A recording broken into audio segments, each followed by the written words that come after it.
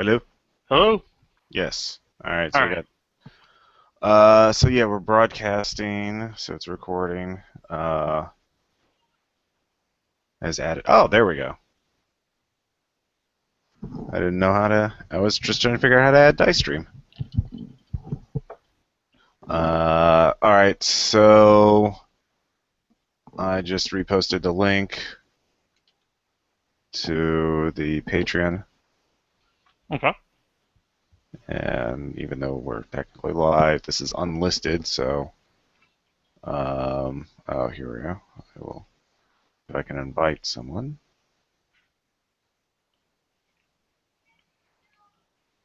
Invite Daniel.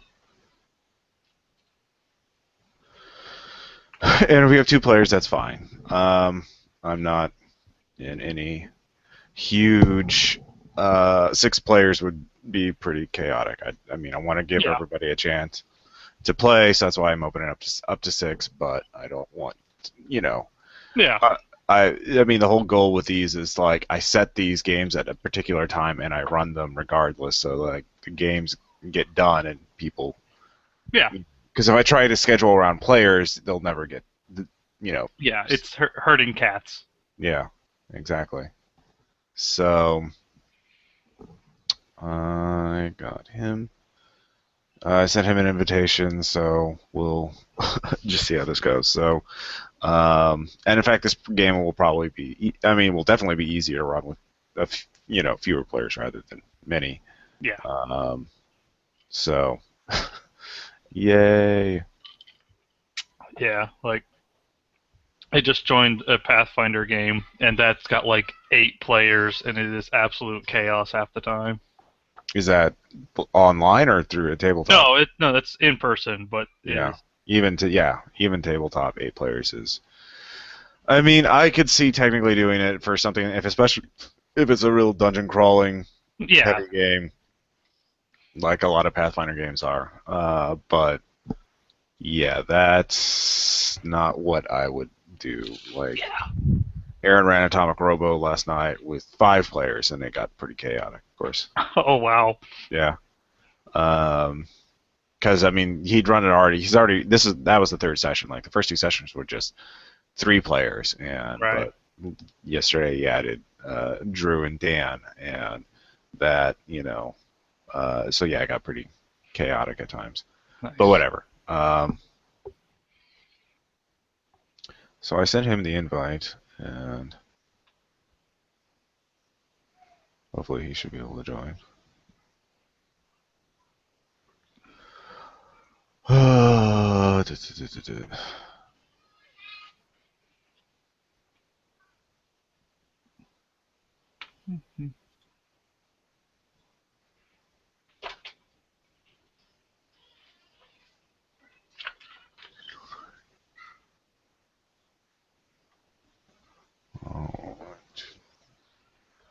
Yeah, I guess I'll have to edit this later on when it's done. There's a video YouTube or video editor in YouTube, so I'll be able to just cut this first 20 minutes out.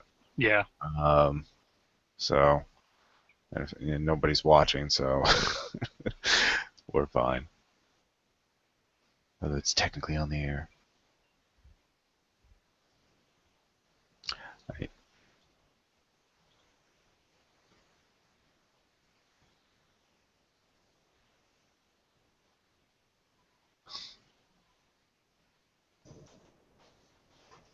Hello. Hey, Hey.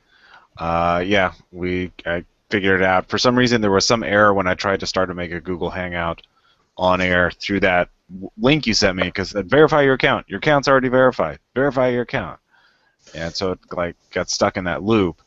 But I then found out other people had that error. If you try and start a live event on YouTube, it will work. So I just did that, and here we are. Then Noah added the Dice app, so huzzah. Um, but we're still, I mean, I'm not going to start the game until 3. So you guys still have some time to pick characters, read up on what your character can do.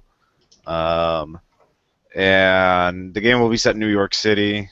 And I'll give the basic setup after that. But yeah, if you want to get drinks, use the restroom, this would be a good time to do it.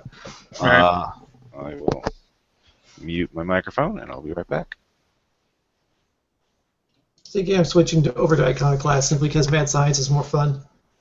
Yeah.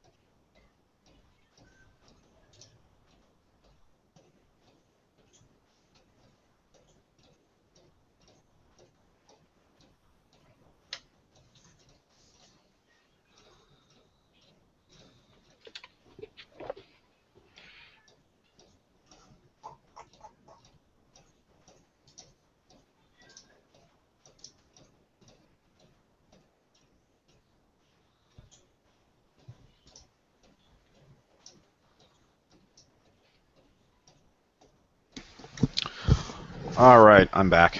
How you guys doing? All right. Doing okay? That's good. Still doing good.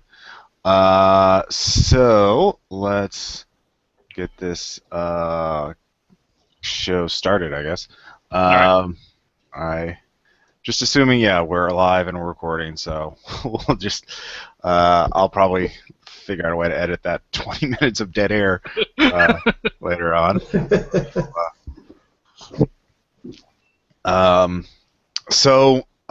Yeah, this is Ross Payton with Role Playing Public Radio. We're playing Base Raiders. This is Paragon's Flower Shop. This is the first of hopefully many Google Hangout on-air games for Patreon backers of the RPPR Patreon, and so we're still learning. Well, I'm still learning how all this stuff works.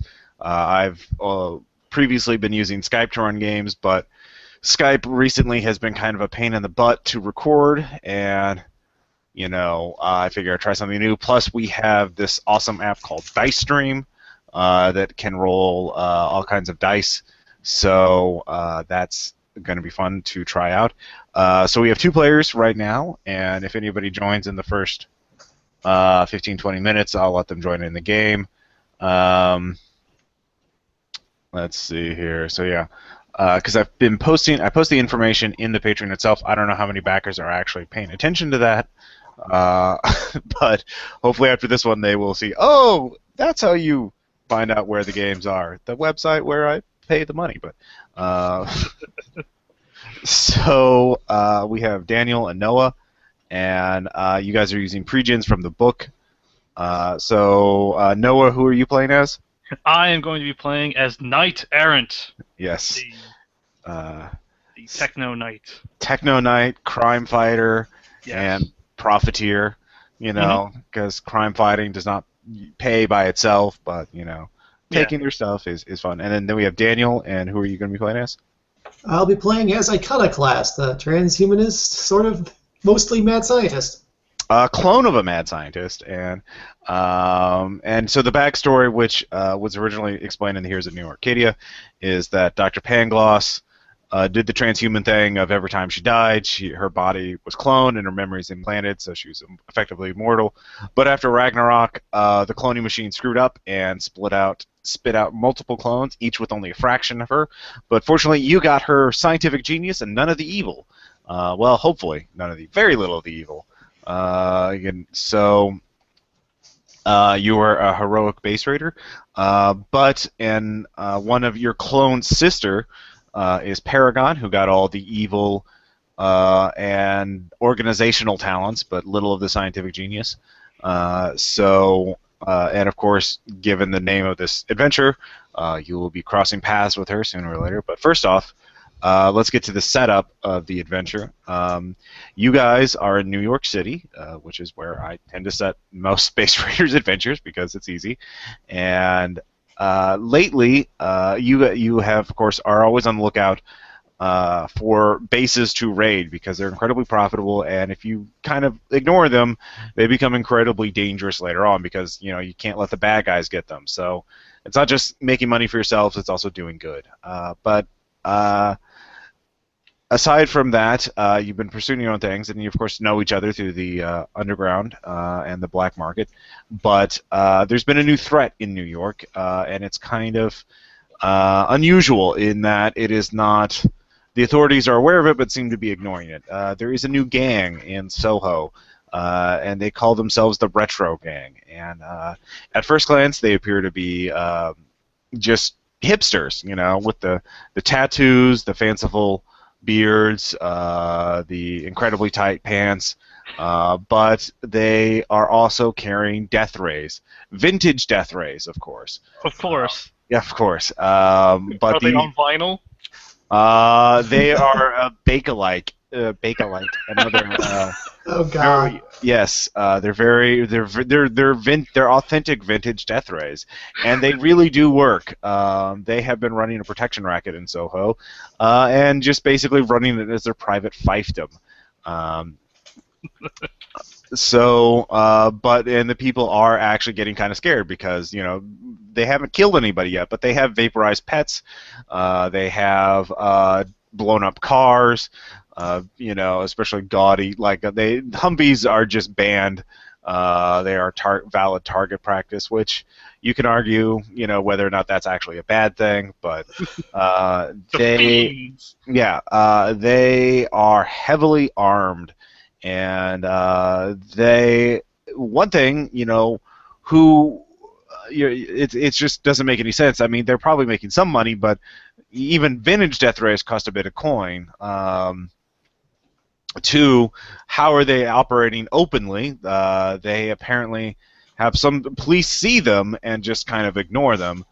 And they never attack the police. The police never bother them. So you don't know what the arrangement is there. And three, the fact that they have so many of these vintage death rays indicates that somebody has found a base recently and is supplying them with all these vintage death rays.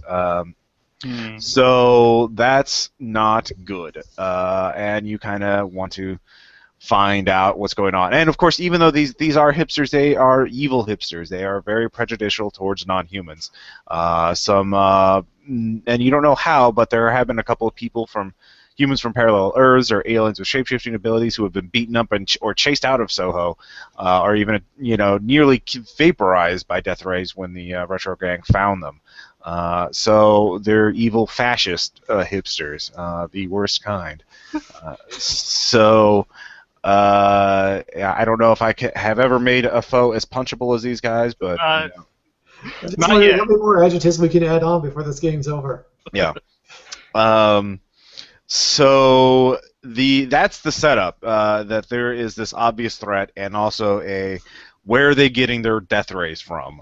That is the first clue, or the first sort of mystery. So you guys are in New York. You have you can take whatever actions you want to try and figure out what's going on. So we'll just say you guys are discussing this at a bar in the underground, which is literally underground in an abandoned subway tunnel.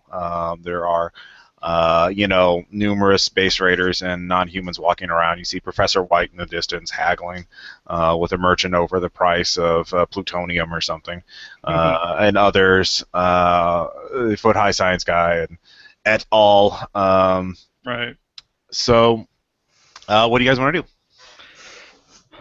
Well, I suppose my first inclination would be to get something off of one of these hipsters, either kidnap one of them to analyze them to see if there's any evidence on them, or get one of their weapons or something, so I can use my criminal investigation knowledge to try and figure out where this base might be at. All right, that's a good plan, or that's a good idea. But how are you going to do that? I suppose. Well, we'll have to get one of the hipsters off by their lonesome. Okay, so you want to go to Soho and check it out first. Yeah. Okay, Iconoclast. CBR in the middle of the street and stand back. Yeah. I'll just show up in the middle of the street and challenge one of them. Really? No. That might not be okay. Okay. You could drive around in a Humvee, and that would definitely attract attention, but you don't necessarily get a single one that way. You might get a bunch of them. You might get more than you can. From what you've heard, there are quite a few of them. Yes. So you start heading off to Soho. Iconoclast, are you going to go with them, or do you want to try something else? Well, I was originally just going to see that since I have the black market superpower dealer thing figure out if there's anywhere that I used to have demand is suddenly dropping, because if this person's taking tech from a base, it's possible they could be selling to someone else, too. That's a good point. Go ahead and give me a roll. And do we see each other's rolls? I don't know. I have no idea. I guess we'll have to. Yeah. So you can click on the fudge dice in the bottom left. Get 4 of them. Hit roll. Okay. I've got 1. Okay. Let's see if I can see that. Let's see if there's a place to. Yeah. Show high lower third. Create. No, No, that's not doing it. yeah, that's for like titles. Here, there's also a color thing. Maybe it's the color of the die that matters. Let's. Yay! All right, so I roll. Do you guys see that? I Uh, do not. Okay. okay. Maybe it's on the side. Let me click on the Dice Stream app itself. Yeah. Nope, that just made it pop in and out. The counter displays a number in the upper right video. Wait, the counter. Let's see. Oh, so there's a counter. Okay, so where is the counter? Yay! Troubleshooting. Um, click the clear to remove. Let's see here. The counter displays a number in the upper right corner of your video feed. Select a color and check the box to have Oh, it. since I disabled my video feed, maybe you can't see my rolls. Okay. Let me just try my camera on and see what happens here. Beware the ugly. Yeah, I don't have a. Oh, hey, there's a dice number in the corner. Let me just Oh, roll yeah. something else, even though. Okay. Yep, that's where all it right. is. All right. So you That's just cool. have to accept seeing. Yeah. I would prefer something in the text feed so I can have a record of these later on. Settings. Blah blah blah. All right. Well, with a 1, so your roll was a 1. What? And you added your skill to it. Iconoclast Black Market Okay. Dealer It is. is extraordinary power tier. It's 6 skill points. Well, it's the if you look at it, it's the under skills. Black Market Superpower Dealer is at a +3. So your final roll is a 4. All right. Yeah, forgive me if I'm a little rough with Fate. No, it's fine. As I mean, well is as this your in first time general. playing? Playing Base Raiders, yes. I played a Fate Accelerated game once Okay. until it died, but A lot of the same settings or same conceits are in both systems. Fate Accelerator is obviously more rules light, and the biggest thing is that we'll be getting into are the powers, the strange and unique skills, which have specific abilities. Fate Accelerator is kind of like, it's whatever seems appropriate. This one, no, you can do specific things with your abilities and only those things. Although there is a lot. All right, so with Black Market with a +4, you realize the gang, there is a lot of demand for, or there has been a drop off in demand for a lot of tech. Actually, a lot of your customers have been pushed out of this area, the area that the retro gang is controlling. In fact, it seems like someone's not taking over the turf in all areas, in all senses of the word. Like some of your former clients have been pushed out. Some of your competitors have been pushed out. They want to clear and take over the Soho area and don't want anyone else to even get near it. Anyone who's connected to the black market's superpower scene, which is unusual because that's not really profitable in any. Like if you're, why would you do that if you're just trying to make money? There's some other end in mind. It looks like so. So you find that out. Meanwhile, the Knight Errant, you get to Soho. Okay. People are going about their daily business. There's a lot of cupcake shops and other fashionable stores. This is the Base Raiders version of Soho. I don't know I didn't do much research on Soho before I did this, so you can easily spot some of the hipsters. They are wearing pants with suspenders, tight shirts, t-shirts with wide necks. They have sailor tattoos, beards, weird hats, thick glasses, and they're just kind of posturing around with their death rays tucked in their belts or loosely slung around in their messenger bags. Yeah. All right.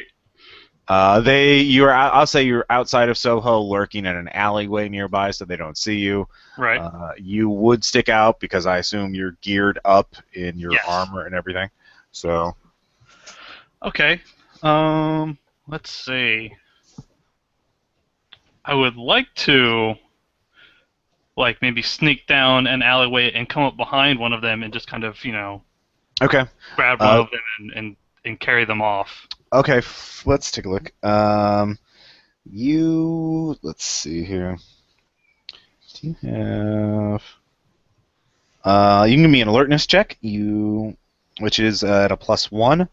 And I'll trust you guys. I mean, you don't have to have the video stream on. I thought the dice stream would have in the text. Although you can. I like being able to see it, but like. I'll leave it on. Yeah. Yeah, I just I don't. I'm not going to require it because I don't have a webcam on my desktop computer. So. Yeah. Right, anyways. Roll an alertness. I get a 4. Oh, okay. With the 4, you can see that there's a pair of them talking right at the edge of like Soho, like right at the street corner that sort of demarcates between that neighborhood and the next. Okay. Those are the closest two, and there is an alleyway.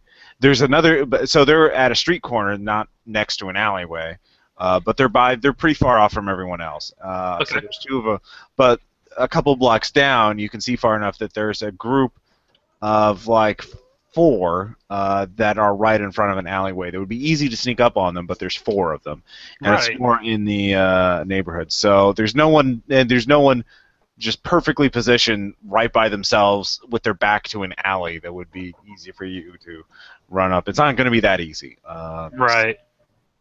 If you want, you can call an iconoclast. You know where. Well, what do you want to do next? Huh. I assume me and Iconoclast would be in communication. Like Yes. we could have some sort of like walkie-talkie headset type deal. You can have a headset, TACnet 0.5. Right. Yeah, so you can do that. You can talk to each other. So yeah, if you want to talk. Because like I'd like to make some sort of distraction, Mhm. and like if I can distract at least one of the pair that are Mhm. talking, grab the other one and just like disappear back down the alley. Okay. Let's see here. So yeah, what do you want to get? If you want to talk to Iconoclast, you just talk to Iconoclast and help. Okay. Hey Iconoclast, where are you? Where's your location? I'm currently talking to got back from my contacts to figure out what's going on, and sadly all I've really figured out is that they pushed out everybody from their current turf. That's interesting, because I'm in Soho right now. I'm looking at a pair of these retro gangsters, and I need to grab one of them. I need you to come and make a distraction. Oh, I think I can come up with something, and I guess I head to Soho. Okay. Let's see. So it doesn't take you very long. There's secret tunnels from the underground leading up to subway stations, and from there it's a quick walk. So about 10 minutes later, you're there, near talking to Knight Errant.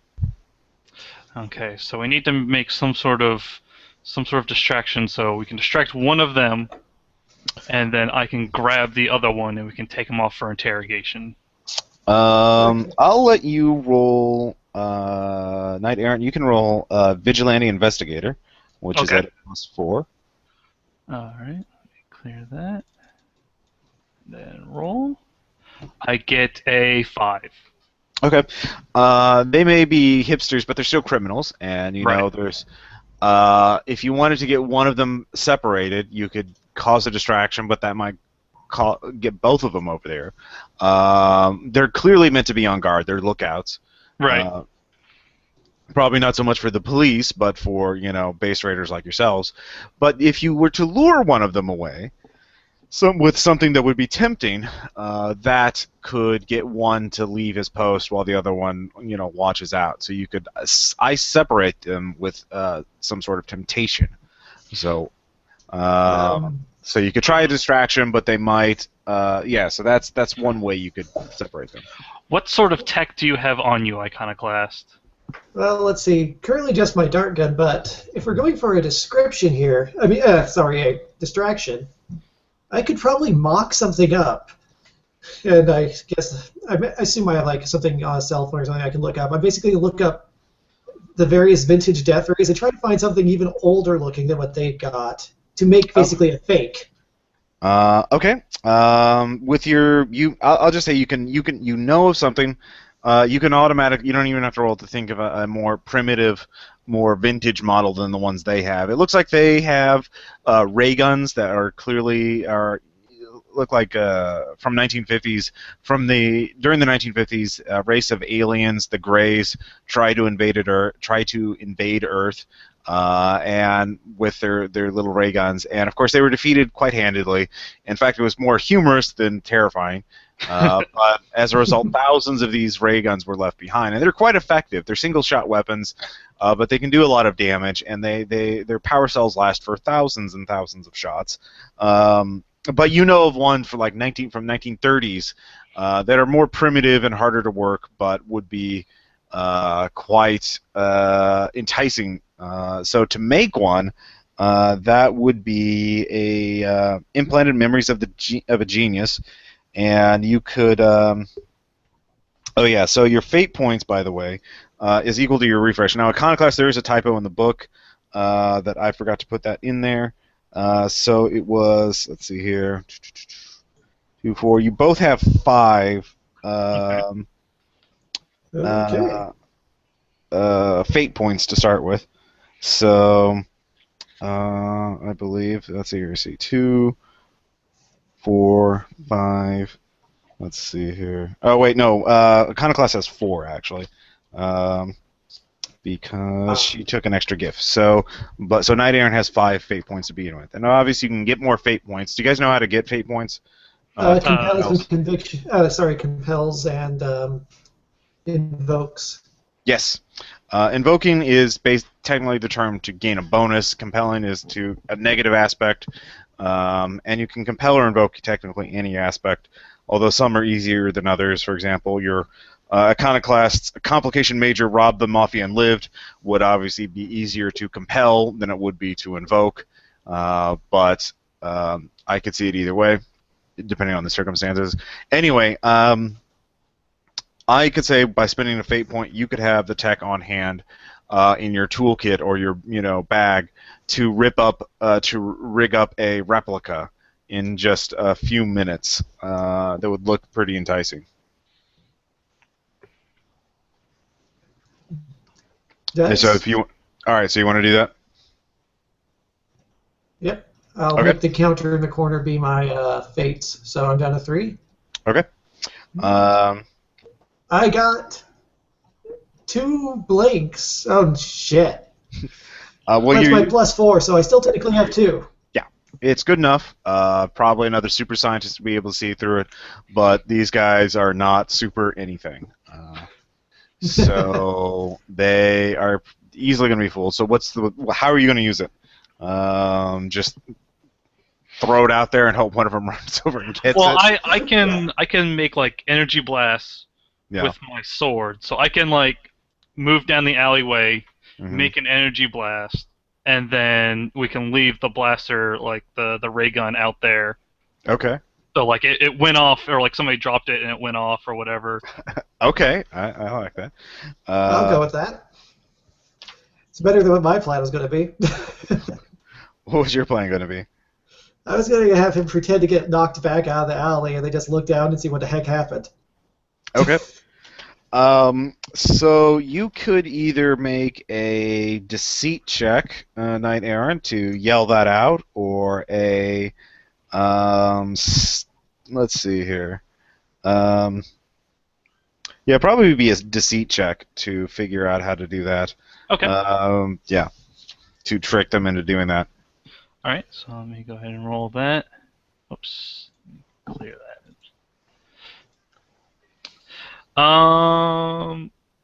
I got nothing. Okay. So you try it. You send out the energy blast. You can spend a fate point after your roll if you want to. Sure. I will go ahead and do that. Okay. So you succeed. So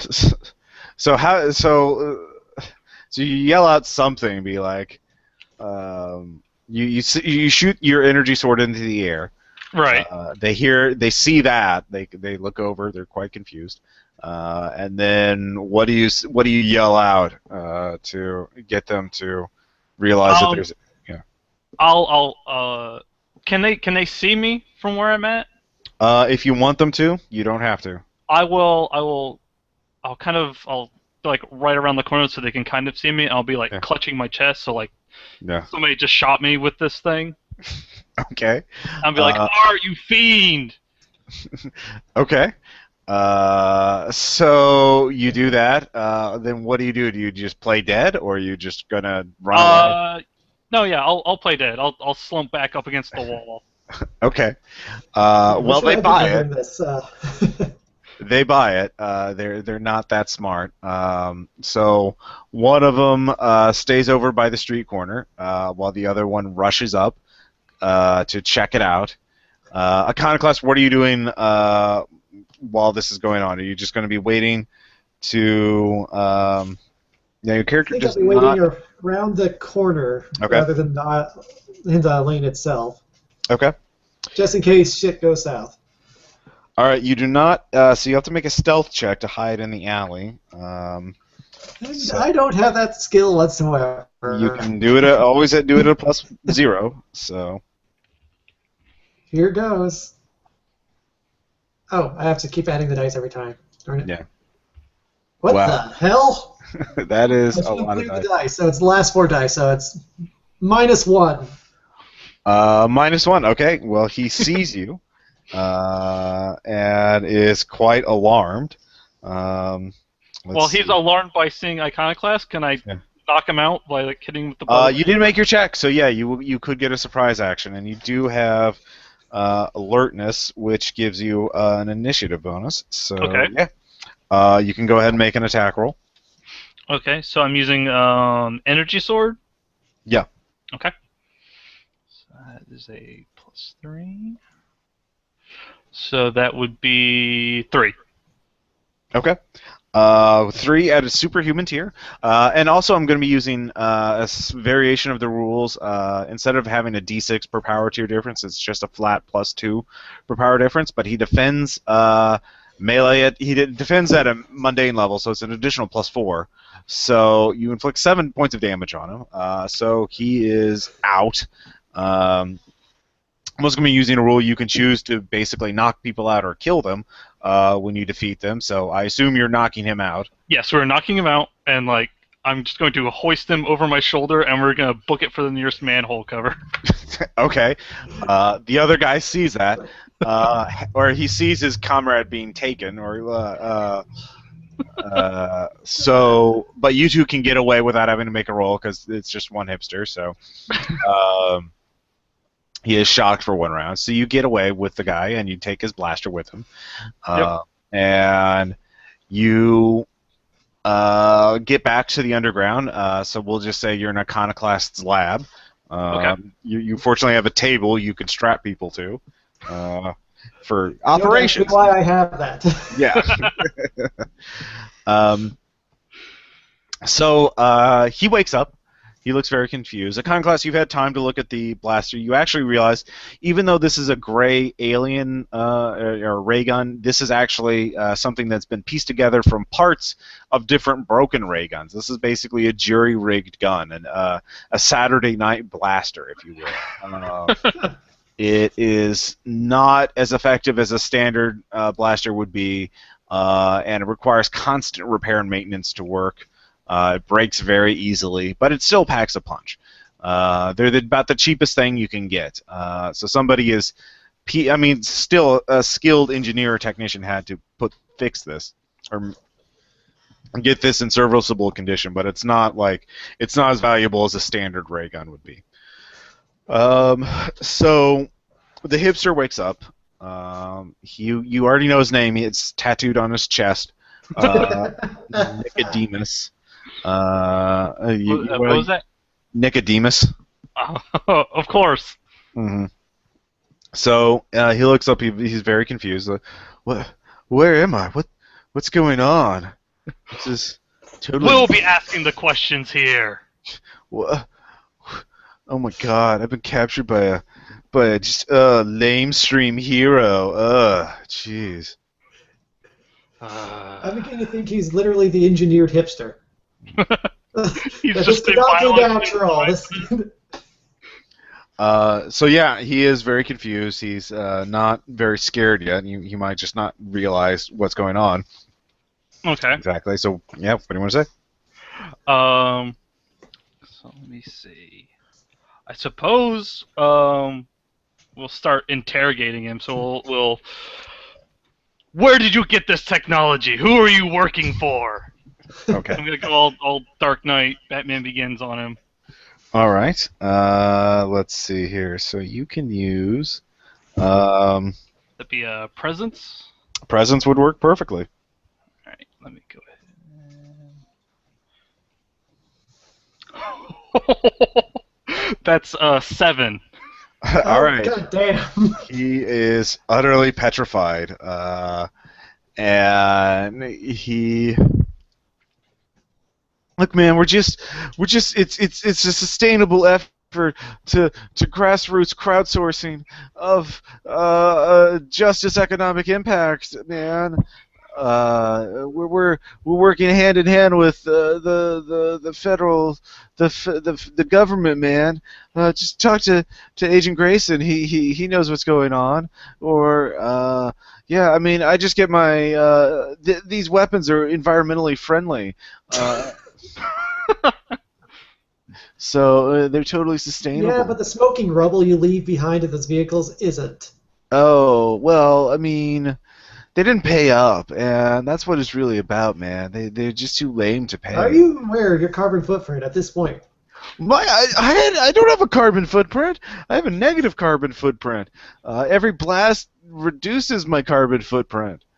That's what they told me.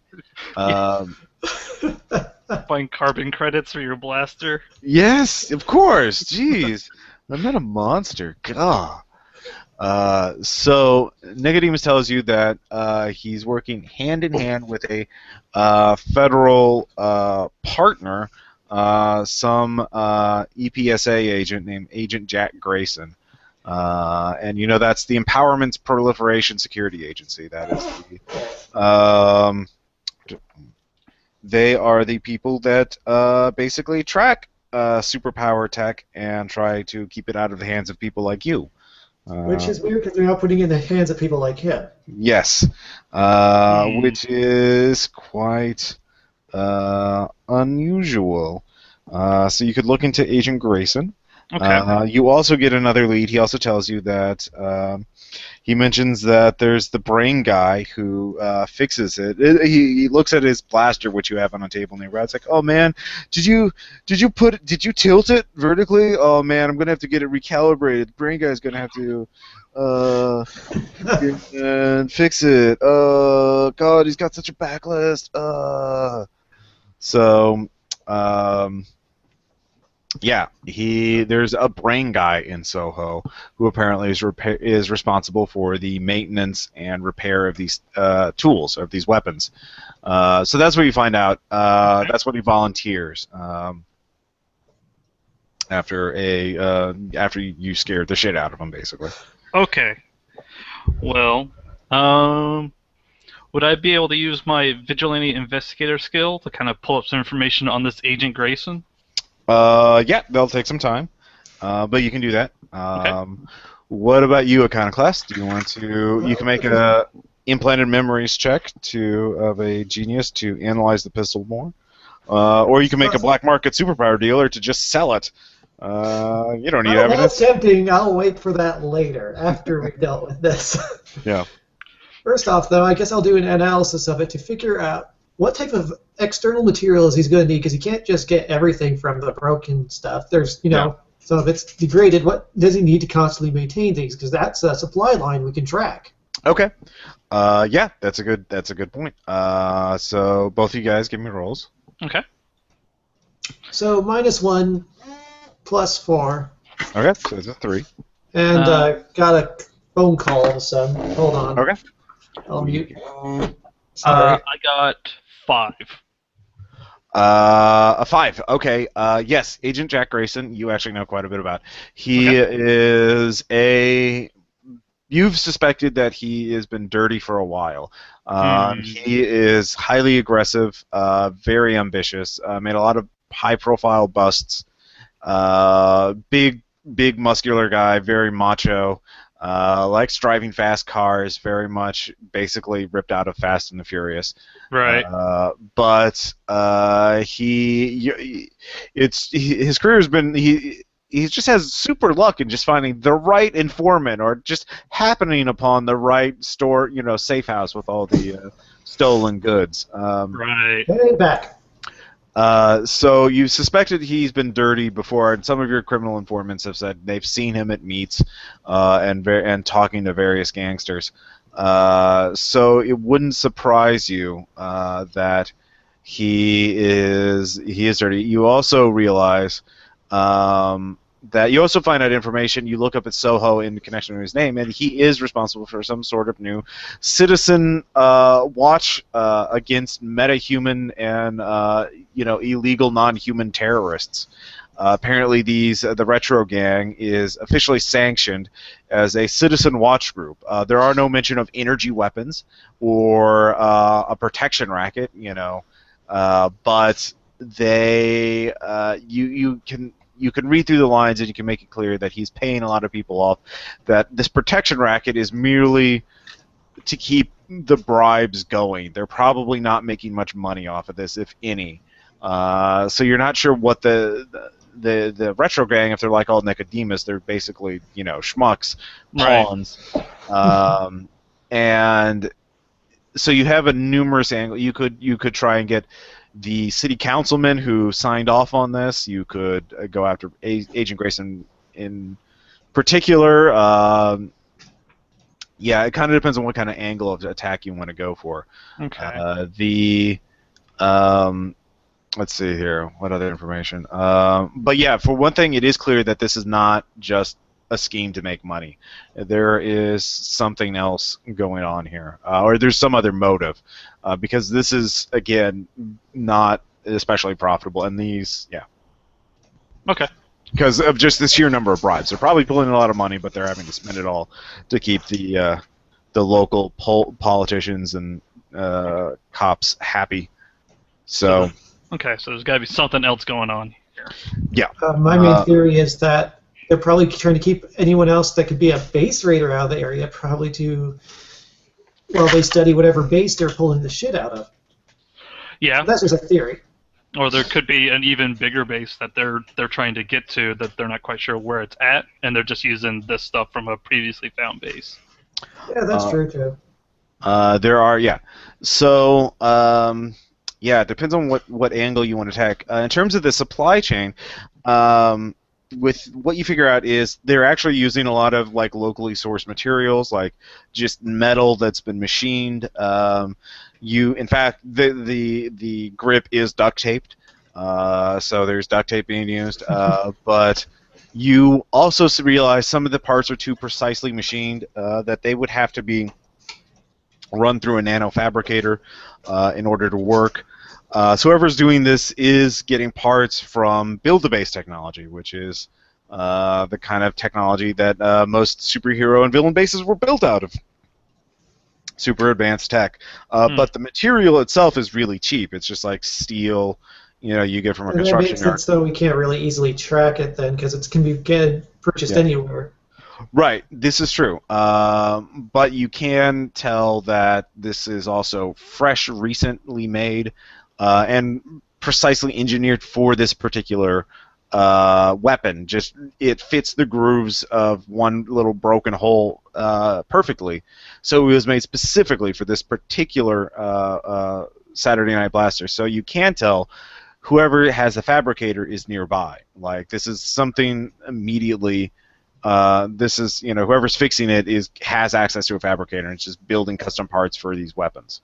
So it's a very, very small supply chain. They're obviously taking, but it ends in a build-a-base tech. So. Okay. So in terms of a lead, build-a-base technology is, especially nanofabricators, have a huge power footprint. They require a lot of energy, and in a built-up area like that, you can't exactly build a nuclear reactor in secret without, making some, shall we say, sacrifices. So You could, in an operation like this, they could be draining power secretly from the power grid. They could be leaking radiation somewhere. They could be doing any number of things to get power, but this needs a lot of power somewhere nearby. Probably again in Soho, since that's the turf that they're claiming. So you could, if you make a theory, you could then find out if it's true or not. Like if you think they're using a lot of radioactive materials, you could build drones or sensors to detect radiation in the area and then trace that. And if you can't find it, then you can eliminate that, and you could hook into the power grid and see if they're draining power from businesses, and you could use that as a way to trace where this fabricator is. So you do have one lead from that, Okay. or technically multiple leads. I think I'll try the power grid one first. Okay. That makes sense as the one I could most easily check right away instead of building a fleet of drones. Right. Yeah, that's true. Hold on. I freaking little thing got knocked off. Oh god damn it! Sorry, my cord for my thing got stuck under my chair wheel. Hold on. So would that be another implanted memories? I think he had to take his headphones off. Oh, okay. But yeah, I'm thinking you can do the power grid thing, and then I might be able to come up with, because I have a workspace for like criminal investigation stuff. I might be able to come up with like a Geiger counter or something like that, and just kind of wander around underneath Soho for just a little bit and see if I can pick anything up that way. That makes sense, and plus, you never know what you might see coincidentally while you're over there. Yeah.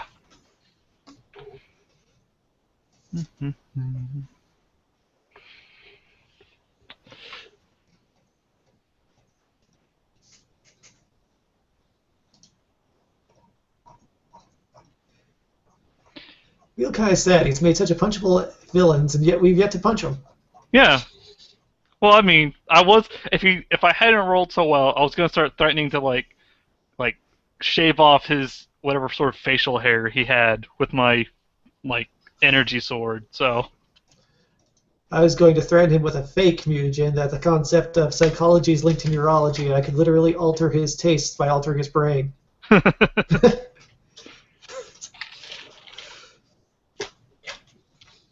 But you rolled extremely well, so it didn't matter. Yeah.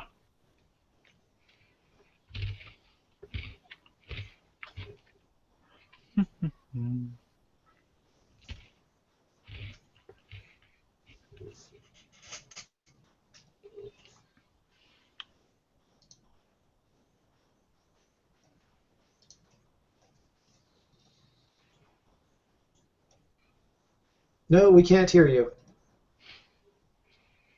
Also, I'm surprised to see that it makes a little text bubble above people's names, too. Yeah, that's neat.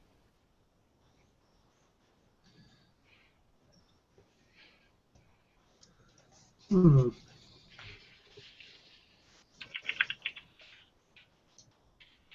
If you click the settings button, you can double check to make sure it's set to the right headphone jack.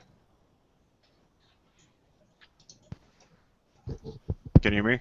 Yep. Yep. There we go. Yeah. Sorry, I had to unplug it. Cord got stuck in the wheel. Anyways. That feeling. Yeah. So anyway, you guys did beat up one guy, bad guy already. I mean, he was kind of just a minion. So. Yeah. All right. So, in terms of the power grid, hacking the power grid, you first need to give me a implanted memories to hack into the power company itself to get access to their records. So 4. 4 is quite good. It's a standard company. They have a decent firewall, but nothing like on your level. So you look at it, and then you realize you need to, of course, you don't know what the Soho baseline grid is. So it'll take you some time, but you can pull up the last year's worth of records, and you can start correlating that. So that'll take you some time. All right. So what are you going to be doing during this time, Night Errant? Well, I have a workshop, or a Yes. workspace. So I will see if I can grab like a Geiger counter Okay. and work my way underneath Soho and see if anything's coming up that way. Okay. So you, yeah, you have your workspace is a crime lab, by the way. Okay. But you certainly have access to Geiger counters. So you start working your way through the tunnels. As you're doing so, maybe the guy strapped to my table. Yeah. Yeah, we'll just leave him there for now. Yeah, we'll he is. Once we figure He starts complaining quite a bit. Iconoclast, it's kind of annoying because he's whining about his life, and now he's wondering if you have gluten-free food because he's on a strict level 5 vegan diet and has to be gluten-free. Well, gluten-free, yes, but that depends on how many eyes you want to grow. He sighs. He doesn't, like, that's just not cool, man. That sounds like you factory farmed it, whatever it is. So are you going to feed him, take care of him, or are you going to let him go, or are you going to turn him over? Yeah, obviously the police aren't going to take him right now. You do have friends in the underground who'd be happy to hold him. You do know Sparkles the Unicorn runs a private prison. I'm not a sociopath. Okay. So you don't have to do that. But you do have other friends in the underground who could. Beatrice, certainly, one of the leaders of the underground, could keep watch over him. Or you can just leave him strapped to the table. Your lab probably has some cages anyway, so you could throw him one of those anyway.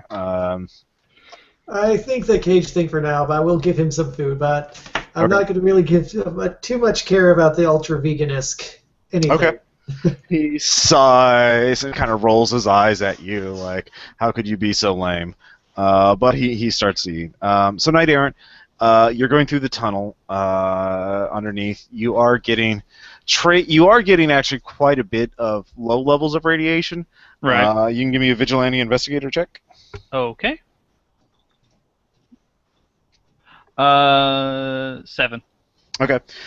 You realize they're actually consistent through this path, through these tunnels, and you realize, and you also see a lot of like American Spirit cigarette butts, and you realize that the Retro Gang must be using these tunnels to move things around because a lot of their weapons probably carry low levels of radiation. Right. Okay. So unless you realize it's going to be impossible to detect a nuclear reactor unless you get up close onto it because all this higher level of background radiation is sort of interfering with your counts. It's harder to narrow down something. So unless you have a particular area, and so as you realize that, you could hear some voices in the distance, and it sounds like a cart being pushed, and some people grunting in the tunnel ahead. It sounds like there's a patrol of them or a group of them moving something heavy. So do you want to get out of the way, or do you want to try and make a stealth check to get up closer? Yeah, I will attempt a stealth check to move up closer. Okay, give me a stealth check. All right. 3. 3. With a 3, you can. Again, they're not. They are. Well, since Nicodemus got kidnapped, we have to be on alert. So we have to start moving the heavier stuff up around the borders, so we can, deal with these fascists.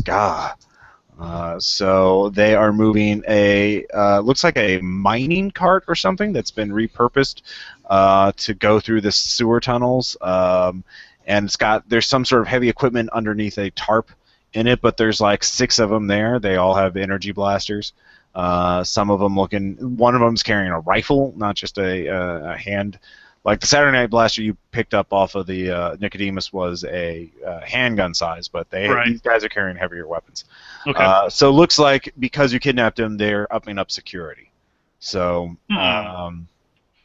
So while you're thinking about what you would want to do next, Iconoclast, you run the numbers through your computer, and you can see, yes, they are drawing a lot more energy, but in Soho, but you cannot. It's a lot of businesses have changed hands over the year, and it's hard to pinpoint an exact location for it. You realize you need to rule out a couple of users. There is let's say, a printing company in Soho that prints a lot of. They have heavy industrial printers and a lot of other machinery that will draw a lot of power. There's also a web hosting company. They have their own server farms, and there is what's another company that would use a shitload of power in downtown New York? Let's say a trading firm, a high-frequency trading firm. They're near Wall Street, and they want to be as close as possible so they can do the high-frequency trading. So they also have their own server farm. So there's 3 businesses in there that have huge power requirements, and you can't rule them out because you don't know enough about them to know if they're. It looks like whoever's doing it is smart enough to not just plug into one company and just drain all of it from one source. They're pulling it from multiple sources. But if you can get the records from those 3 companies, you would have enough information to triangulate exactly where they're pulling it from. Basically, you can rule them out as potential locations for the.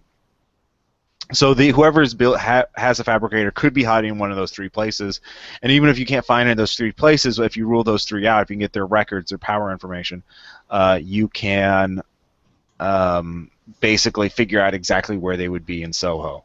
But it's definitely, you can tell in aggregate there's so much additional demand in Soho that there has to be a fabricator running, but you can't tell exactly where. So you need to go to those 3 businesses and basically hack their computers and get additional technical data from them to figure out where they are. So you have another piece of the puzzle, but you don't know exactly where. So does that make sense? I think so. Yeah. So yeah, basically, yeah, these 3 businesses might be locations for where the fabricator is, or so you need to go check them out. And once you check out all 3 of them, you'll be, even if it's not one of those 3 places, it will be somewhere nearby. So and you'll be able to figure out exactly where. So basically, you need to get like schematics. You need to scout out each one, and look at their power usage basically in more detail than what you can get from the power company. So Noah, what does Knight Aaron do? Is he going to bug out, or is he going to? Well, you said it was a modified minecart. Yeah, it looks like it. Yeah, I mean it's got heavy duty. Like they put. It's just not on tracks anymore. It's not on tracks anymore, and they put some stuff to help it grip the path and some other things. So. Let's see.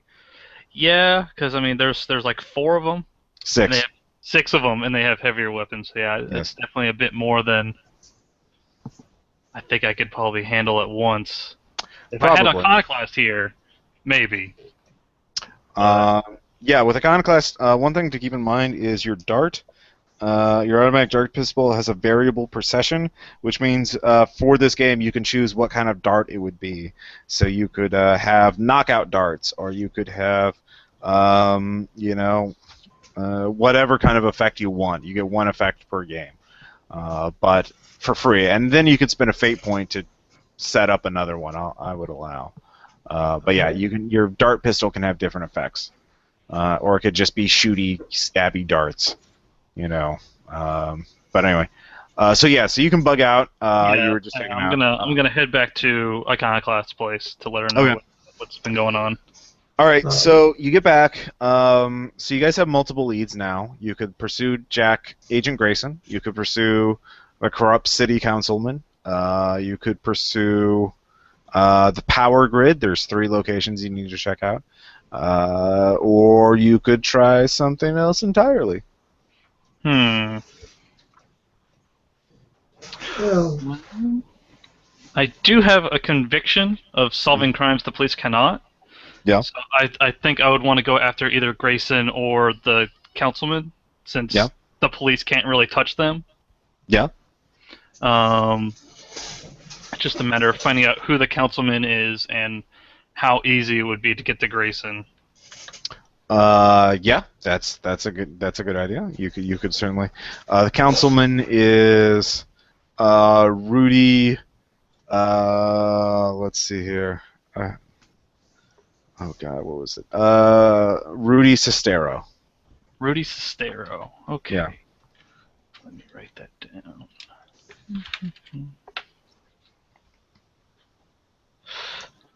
What does Iconoclast want to do? Well, I was originally sorry. I was originally going to go check out the buildings and suggest splitting up, but if for some reason you think you'd be better off with your ideas with having me along, if there was something you need me to do with them. Well, I mean, that's kind of if when we go down towards the base, I kind of want to. Actually, I kind of want to go after Grayson. Let's see what we can get out of him. Okay. Yeah, you can track down Agent Grayson. The EPSA has their offices nearby, not Okay. in Soho itself, but I say with your previous role, his daily routine is to get into the office by 8, and then there's a morning briefing that all the agents are expected to attend. Okay. But then he can be after that. His routine varies quite a bit. It's not really a routine because he might be in the office all day. He might be out, in some investigation. You don't know what, but he'll be there in the morning. Okay. So I'll say it's evening now. You could, get some sleep and then wake up and go deal with him. Or yeah. Yeah, because I think it might be best if we grab him after the briefing, just so we don't alert the EPSA until like the following day. Yeah. Fair enough. Something I guess I could do before we send up and sleep, though, is can I rig up a drone to just check out one of the businesses, say the printing company, just to have it monitor how much stuff they're shipping? Because if they aren't shipping that much, it doesn't make sense to be taking that much power. That's a good way of ruling it out.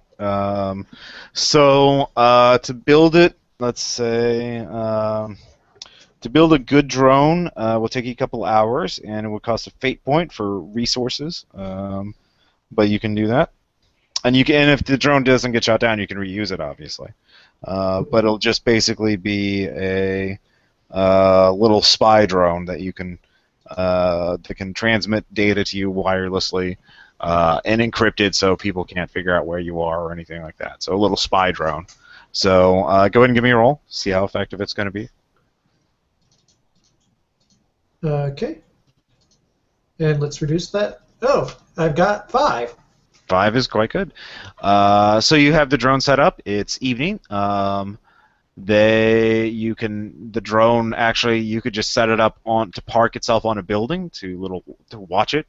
So it can just be up on a rooftop across the street from it, because it only has so much battery life to fly around, obviously.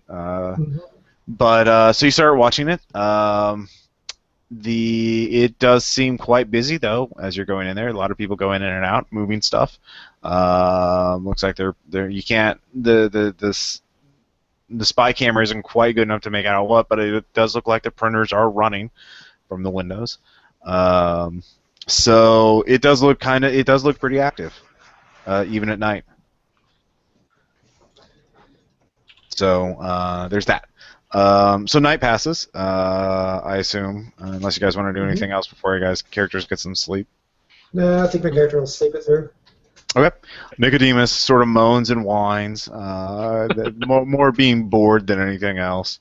And he asks you several times if you're into that 50 Shades of Grey crap. Is that what this is about? Oh, God. Yes. So he is. Yeah. But other than that, you guys get some sleep. The next morning, you check your drone spy time-lapse footage. It does look like it is a very active printing company, that they are printing quite a bit of stuff. So they are. Yeah, it does look like they're a legitimate operation. If they're not, so you can rule that one out. That was a good idea. Right. And I can still use this. Might even be able to use it on our Grayson thing. Yes. So you guys set up, I guess, in a rooftop or alleyway near the EPSA. You both know what Agent Grayson looks like. Okay. He is, young, heavily muscled dude, and drives a fast car. Okay. So, pretty easy to spot. Right. Let's see here. Where is that? Layout. Here it is. Sorry, I'm pulling up stats. All right, so the morning. So you got what is your game plan to grab him? Are you just gonna wait till he goes?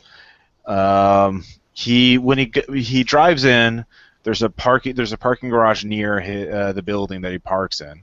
Or actually, no, they have their own parking lot. They are big enough that they have their own parking lot. Okay. Let's see here. He. So he parks his car, which is a Camaro, juiced up Camaro, and he goes in the building straight there. There's no place that looks particularly great for an ambush. I mean, the parking garage does have an attendant, and there are security cameras. Right. Because the parking lot next. I mean, it's a parking lot. It does look like the EPSA, federal security agency. They do take security seriously. So grabbing him from the you'd have to tail him for a while. Yeah, grabbing him at the building is probably going to be a bad idea, but getting eyes on him and following him is probably going to be the best. Yeah. Get his license plate number on there, and I can even set the drone to follow it. Okay, that's a good idea. Good idea. So let's see here. Let us look. Of course, there's a whole concern that we are trying to capture a guy whose job is to capture people like us. Yeah. All right, so that's what you do. Scan -1. Let's see. All right, so give me another implanted memories of the genius to pilot the drone. All right. Okay, that will be a 3. A 3, okay. So you pilot the drone pretty well. You stay out of his line of sight. You're flying above him, but you do so in a way that he won't notice a drone is following him. He does check his rear view mirrors, scanning above and below. He does seem to be pretty alert. So he's looking for tails, but you manage to stay out of his sight. Ducking behind chimneys or other parts of rooftops in order to avoid his sight. So he drives a good ways all the way to Brooklyn and pulls into an abandoned warehouse, it looks like. It's a little rundown place. There's a large sort of open kind of just lot next to it. It's a very rundown part of the city. And he walks inside. Your drone, does not have any extraordinary sensory capabilities. You can't really see inside of it unless you crash it through a window or look for some other opening, which will not exactly be stealthy. No, it would not. Yeah, so you guys are, a ways away, so it'll take you some time to get there. Or you could have been following the drone, I guess. Like That's Aaron, true. you could have been driving a car while Iconoclast was piloting the drone, so sort of tailing. Yeah, that him. Works. Yeah. Oh, yeah, that works. Until we get there, since we will be a little bit behind, I'll have it just set it to an auto circle the building just to keep looking at it. Okay. So yeah, you're doing that. So you pull in. What's your game plan? He's in an abandoned warehouse. You don't know.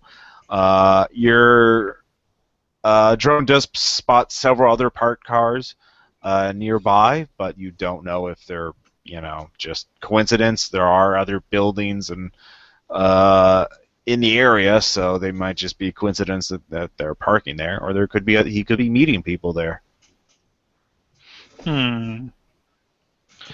Well, he obviously has some sort of business here. Whether or not it's got other people is to be seen. Does it look like there's any sort of like ladders on like the outside of the building to go up to like the roof or anything like that? Yes, there is. Okay. I would like to Convenient. climb up one of those and see if I can take a peek inside. Okay. You can climb up for free. You get up on the roof. It's far enough that you don't, but you do see that there are some skylights. But if you want to do that, that will definitely be a stealth check. Okay. I will do that. Be prepared for things to go wrong. Hey, It comes with the territory. It worked out pretty well. I got 4. All right, you Nice. got 4. Okay. All right, you are quite stealthy, but as you do so, as you approach the skylight, you step on what your foot sort of makes an impression. It sort of dips down a little bit. You look down. You can see part of the tiling on the roof has been cut away, and there's. You look underneath. You realize there was a tripwire essentially set at the skylight.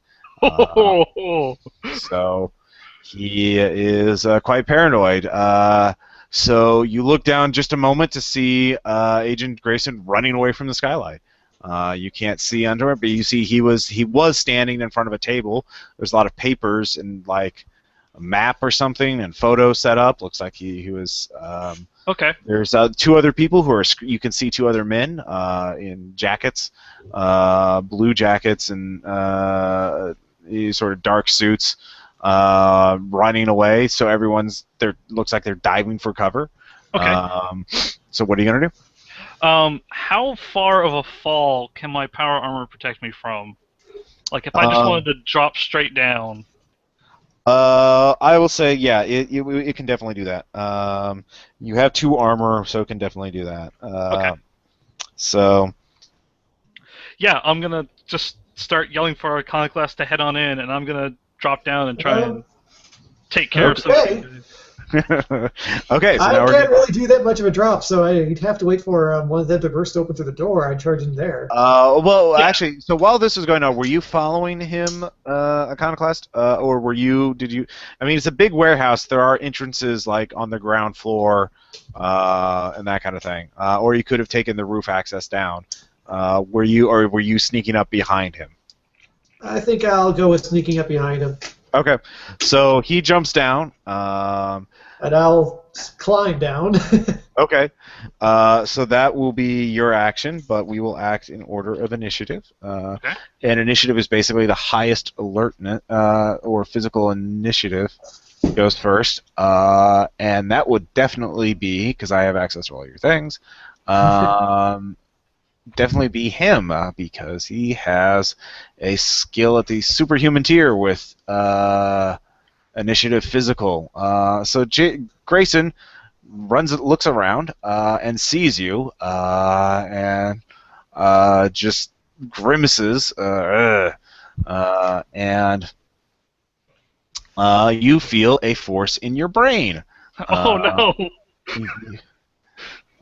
So this will be your resolve, which you have at mundane, because he has got some weaknesses, because characters can't be protected against everything.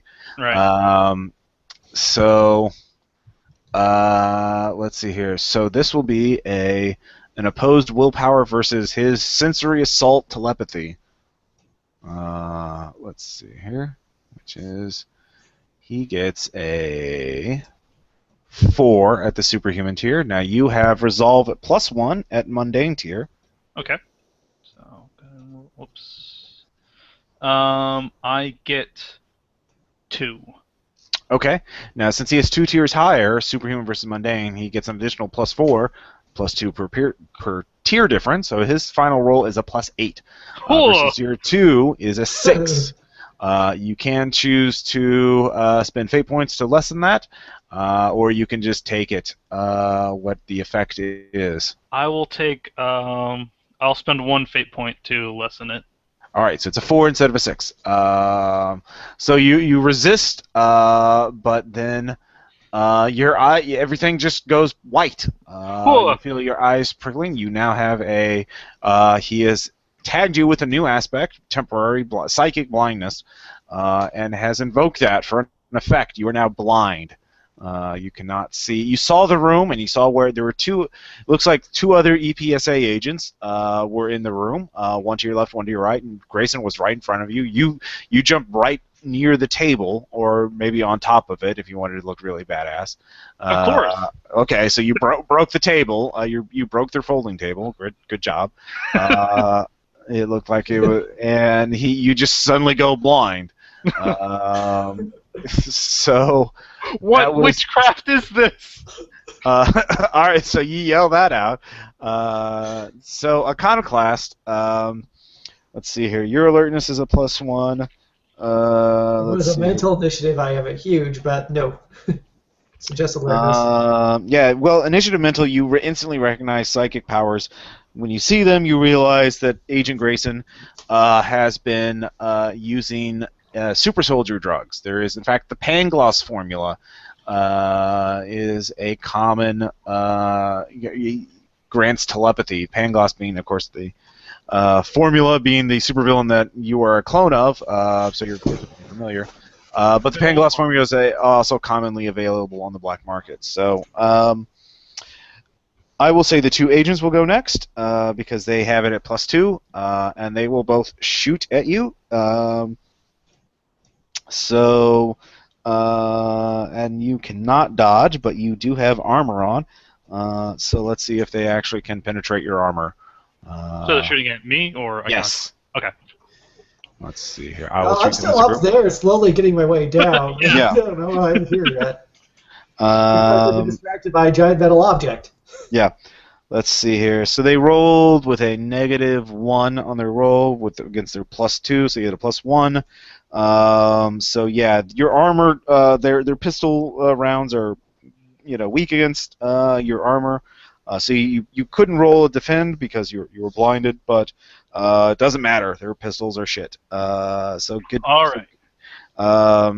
Let's see here. So Iconoclast, you can jump down this round, and that will be your action. Or you could hang off, or you could fire your dart pistol while on the roof, looking down from the skylight. Or yeah, you can do something else. And then Knight Errant will act. Do I actually have any good shot at them, or is it be just a spray? Yeah, you're right above them, basically. They're off to the side a little bit, but it's a big skylight. So you can fire your dart pistol. So you can... again, what do you want the... I decided on simple knockout stuff, because... Knockout is fine. All right. Either that or paralytic, but yeah, I'll just go with knockout. Okay. And so go ahead and roll.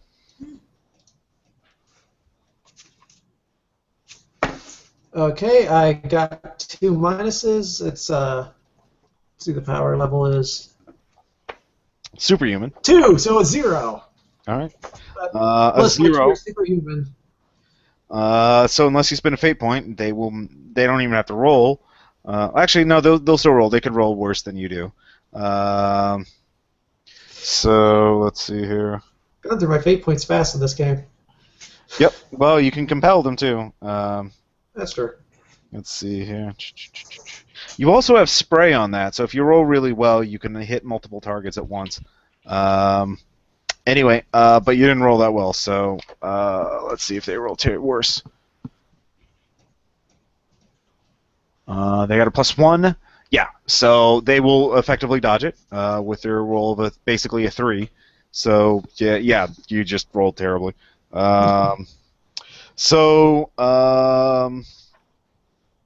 guess they're at the same tier as me as well, aren't they? No, they're at mundane. Oh, wait, you're right. They're at mundane tier. So actually, you get an additional +4. So you would inflict 1 point of damage on one. which would be enough to knock one out with the knockout dart. So one of them goes down, actually. Thank you for reminding me about the power tier difference. Okay. So one of them goes down in a spray of auto darts. Let's see here. Then, Knight Aaron, it's your action. Okay. I would like to attempt use my energy sword blast to try and hit Grayson for where I remember him being. Okay. He already used his free invoke to basically let his guy shoot you for free without you being able to defend. Okay. But he will invoke it again to give you a -2 to your roll. Okay. Or give him a +2 to his defense, actually, which works out the same way. So go ahead and roll. Okay, so that's energy sword. Yeah. Okay. That would be 5. All right, and he rolled a -1 plus his. Let's see here. So he got a 2, but he gets an additional +2 because of the power tier difference. So you got a 4 and you got a 5. Yes. All right, so you actually inflict 1 point of damage on him, and Yeah. you singe him. So good job. He is quite surprised when the energy sword, actually hits him. So he's angry. So we're at round 2 now, and he will charge you, and he is going to try to. He's going to punch you. Okay. With his superhuman strength, because he uses a lot of super soldier drugs, it turns out. Let's see here. So he got a +3 superhuman attack. And let's see. Or actually, no, he. What is that? That is just physical force, not strike. So where is shooting, endurance, resolve, resources, unarmed? Oh, he only has unarmed at +1, so he gets a +1 at the mundane tier. However, he will again evoke that. You will get a fate point, as you will be unable to miss this or unable to dodge this because you don't see it coming. Okay. So you get a fate point. However, you will be punched at a superhuman level of damage with a +3 with +2 damage on melee. So that will be a total of 3 damage. And I will say that's a shift because that's 3 over what he needed. He just needed a 0. So he will use this shift to punch you through the window. A shift is basically a 3 above what you need to succeed. It's treated as a critical hit. You basically get 1 additional good thing for you. In this case, so you are punched through the window. So your armor takes 2 points of it, but you take 1 point of stress, physical stress, and you are knocked out of the window. So you fall 2 stories down, which will be another. Let's see how much damage that does. Let's see here. Wow. You'll take an additional 2 points of stress. So you take a total of 3 as you fall, as you're punched through a window and land on a car. And you crumple the car. You're about 2 or 3 stories up, and you're knocked out with quite a bit of force. So, yeah, that was his action. The remaining agent sees Iconoclast and is going to shoot you at a +2. This is mundane. So you have athletics at +1, so you can dodge with that. Okay. Yeah, no. I think I dodged into the bullet. Okay. You dodge into the bullet. All right. Because I have -1 total, I think. All right, so that's 3 points of stress for you. Ow. Ow. You are wounded by bullets. Lame. Let's see here. And now you guys get to go. So Iconoclast, you can act first. You can try and dart either of them. The guy who punched someone through the wall seems to be the more dangerous threat here. Yeah. Weird. By quite a bit. Yeah. Fair enough. So you can shoot him. I think I got 4 blanks, but since I'm +4 super, sorry, Well, it's +2, +2. it's Yes, and you have and the power tier superhuman. yes. So that variable will give you a free invoke. Actually, he will try to resist it with jacked up peak performer resist damage. He has thick armored skin, basically.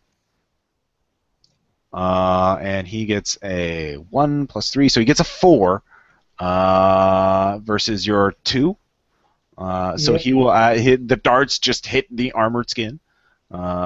He it looks up at you and is quite angry.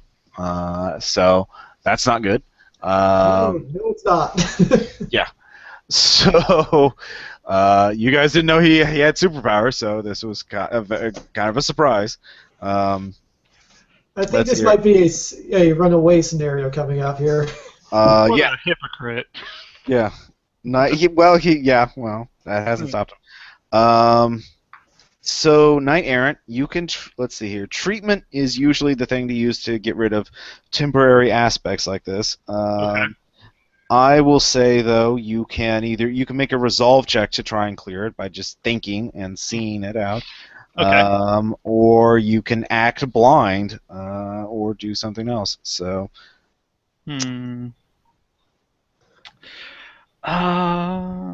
Yeah, I will go for a resolve check to try and clear it. Okay. All right, go for it. That is a 4. 4. That is good enough. You just think really hard, clear your mind, and focus, just like a knight or a Jedi would do. And hey, you can see again. It was just a temporary thing. He didn't really destroy your eyes. What trickery! Yes, what trickery! Foul knave. All right, so you do that. Let's see here. Jack it's now round 3. Jack sees Iconoclast up on the roof, and he is going to jump up there because he has to leap. Oh, God. Oh, shit. Yeah. That makes the runaway plan a lot worse because I can't just jump down from a building. Let's see here. So he gets a negative. He gets a -2 in his roll, but he has it at a 3. So he gets it at a 1. So he doesn't get any. That's all he can do this round. He jumps up, but he's up on the roof. He jumps up and barely almost overshoots it. He's near the edge, and he's like, whoa! So he has to balance himself this round. But that's all he can do. But he is up on the roof, and he will be able to charge you next round. Kick him off! Kick him off! Let's see here. The other agent rushes over to the roof. Actually, he's going to get a shotgun this round. Grab a heavier gun. So that's what he does. So Iconoclast. Yeah, if you want to use physical force to try and knock him out, that would be an opposed physical force check, and just jacked up on super soldier drugs. So probably not the best thing for your character. Trying to think here of something I can do that buy me some time to get away. You can. One thing is you also aspect maneuvers are things you can do. So if you can analyze him by making an implanted memory check, you can figure out one of his aspects. You get a free invocation on that, which either give you or your ally a +2 to a roll for free, or you can use it for effect, like he used it on Noah. So, for example, you can figure out what kind of super soldier drugs he's using, and then figure out how to stun him by, or figure out some way to, you can figure out some weakness of him. Actually, I already has one of the Pangloss ones in them from an earlier check. Yes. You do know that it's Pangloss, so you don't have, you have to make the roll. But it doesn't do his physical things, yeah. Yeah. Since my options are die for falling off the building or die getting punched by him, I guess I'm going to try something. Well, you could dart him. I mean, the thing is, if you roll really well and he rolls poorly, and then you could actually, it is within the realm of power of you one-shotting him with the darts. Just keep pumping him full of tranquilizers. Yeah, I'll do that. Okay. I guess technically I already rolled here though, which would be okay. +1 plus the tier, unfortunately.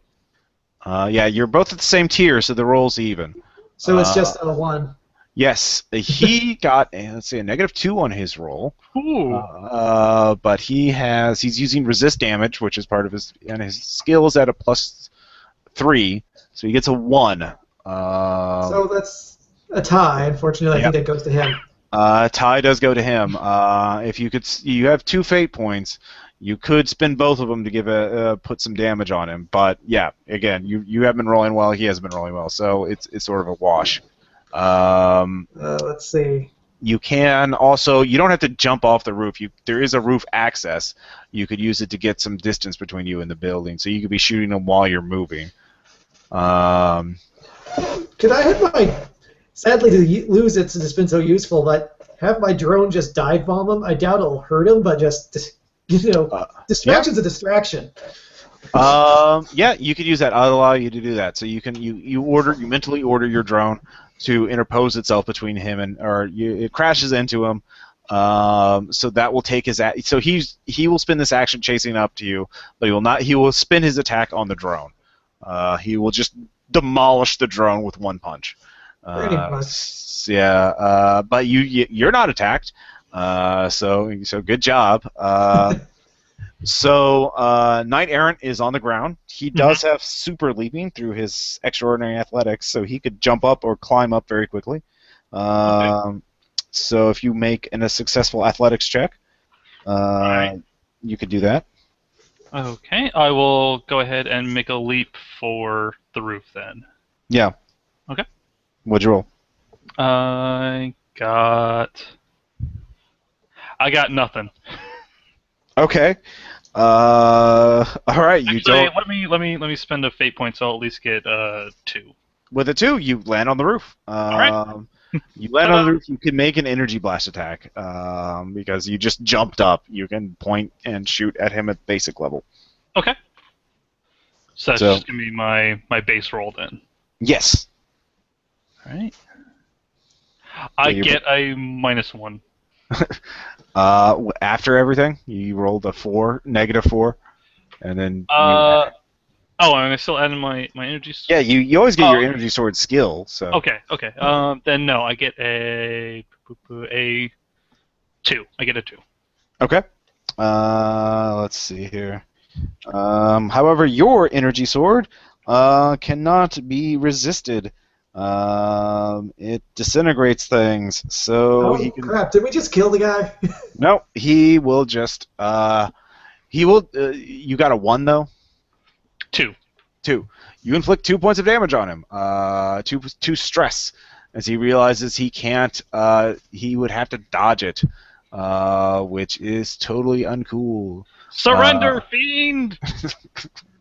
You yell that out. It's his turn now. He doesn't like. He thought I blinded you.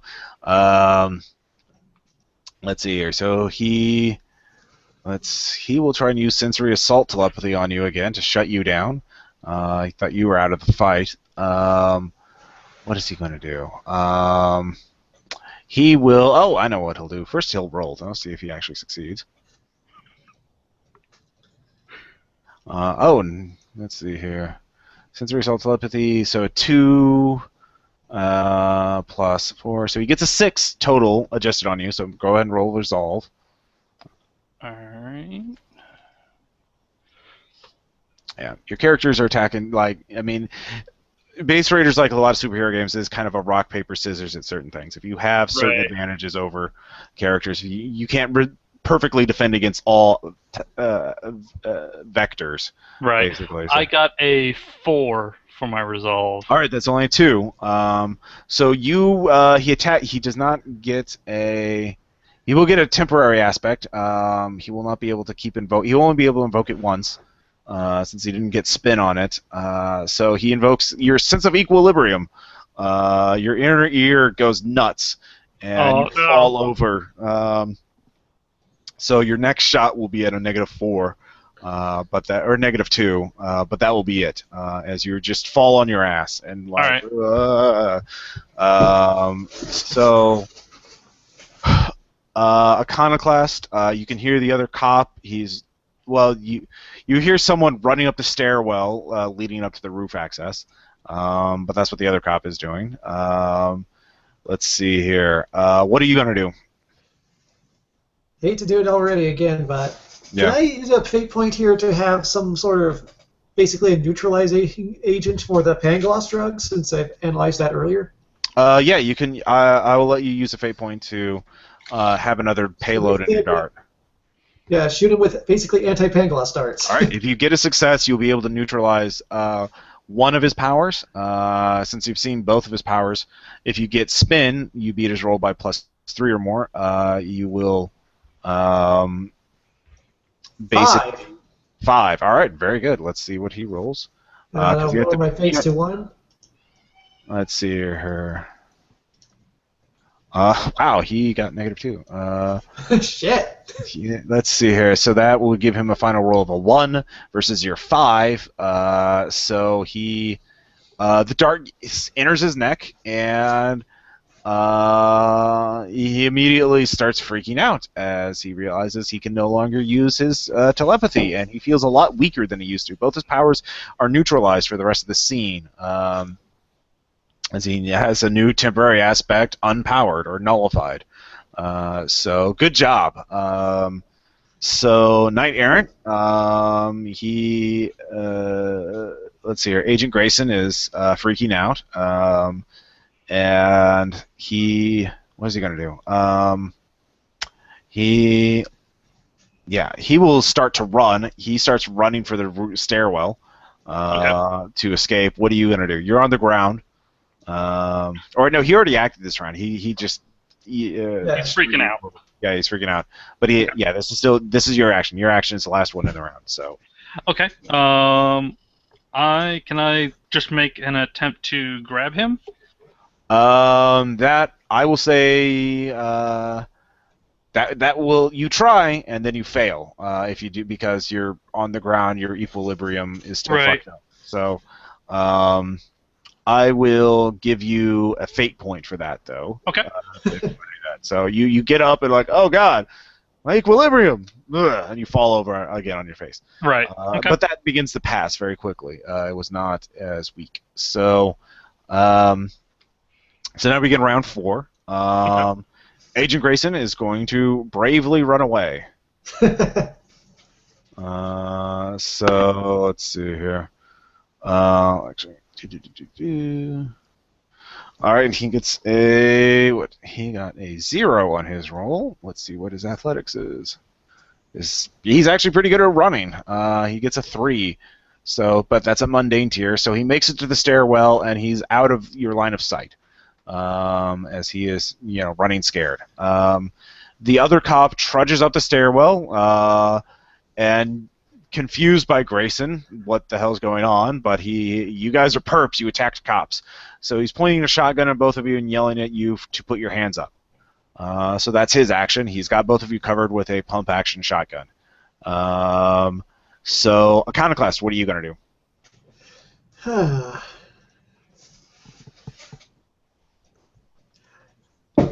You knew what he was capable of, and now he's running away. What do you think that's going to do? Bluffing my ass off. All right, I will.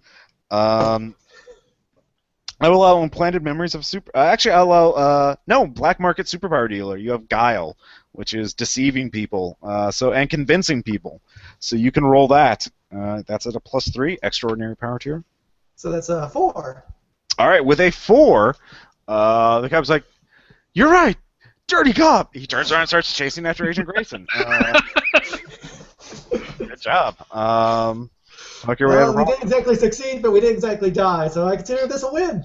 Yeah, so Noah, you can get up. Okay. Well, the thing is, Agent Grayson is really fast. The other cop looks like he's in his middle age, not middle. Right. So Agent Grayson will probably escape unless you guys stop him. Okay. So what is your action? Well, I'm assuming he's going to be running for his car, correct? Yes, probably. That would be a logical Can I see his car from the roof? Yes. Can I shoot his car with my sword? Yes. I will do that. That'll at least slow him down a little bit, so... Yeah. All right. I was thinking you already fell in one car. You could have fallen on another, too. Sure. No, go ahead and roll. That is a 1. One is enough. That you just needed to hit it. So you hit it from the roof, and the engine is melted through. So it is totaled. Good job. All right. Let's see here. So new round. I will say you can hear scuffling in the background or downstairs. It sounds like Agent Grayson. The other cop did catch up to him, but Agent Grayson jumped him and is beating him senseless, or is wrestling. They're wrestling for control of the shotgun. Okay. Sounds like yeah. So you don't know who's going to win that. So Iconoclast, what are you going to do? Well, now that he might be slightly less resistant, try to knock out Grayson. Okay. So you can, if you make a successful athletics check, which I believe you have at a +1, you need a +2 or better. You can get it within the line of sight of him as you as you race down the stairwell. But if you fail, you'll get there, but you won't be able to shoot. So. I thought I clicked roll. What the heck? Oh, there it goes. I have a 3. All right. Yeah. So you succeed. Oh, no, athletics is +1. Never mind. I have 2, which is still enough. Which is more than enough. And so you get there, so you can make a shot with the dart pistol.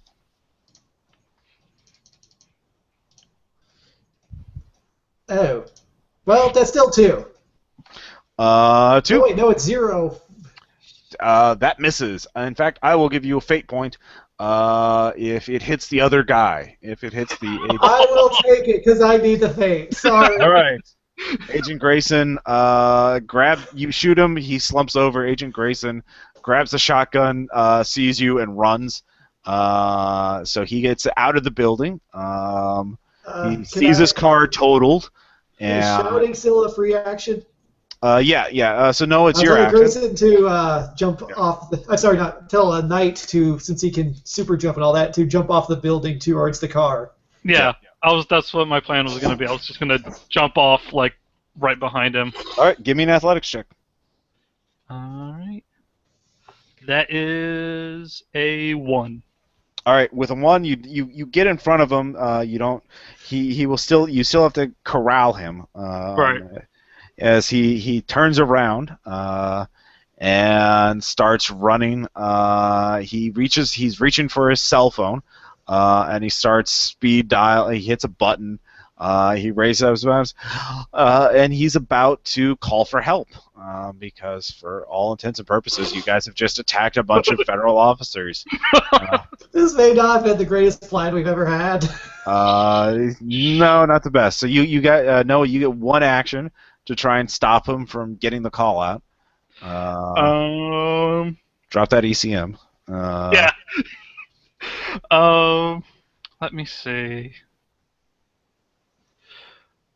I just kind of want to tackle him, You can tackle him. Yeah, that would be.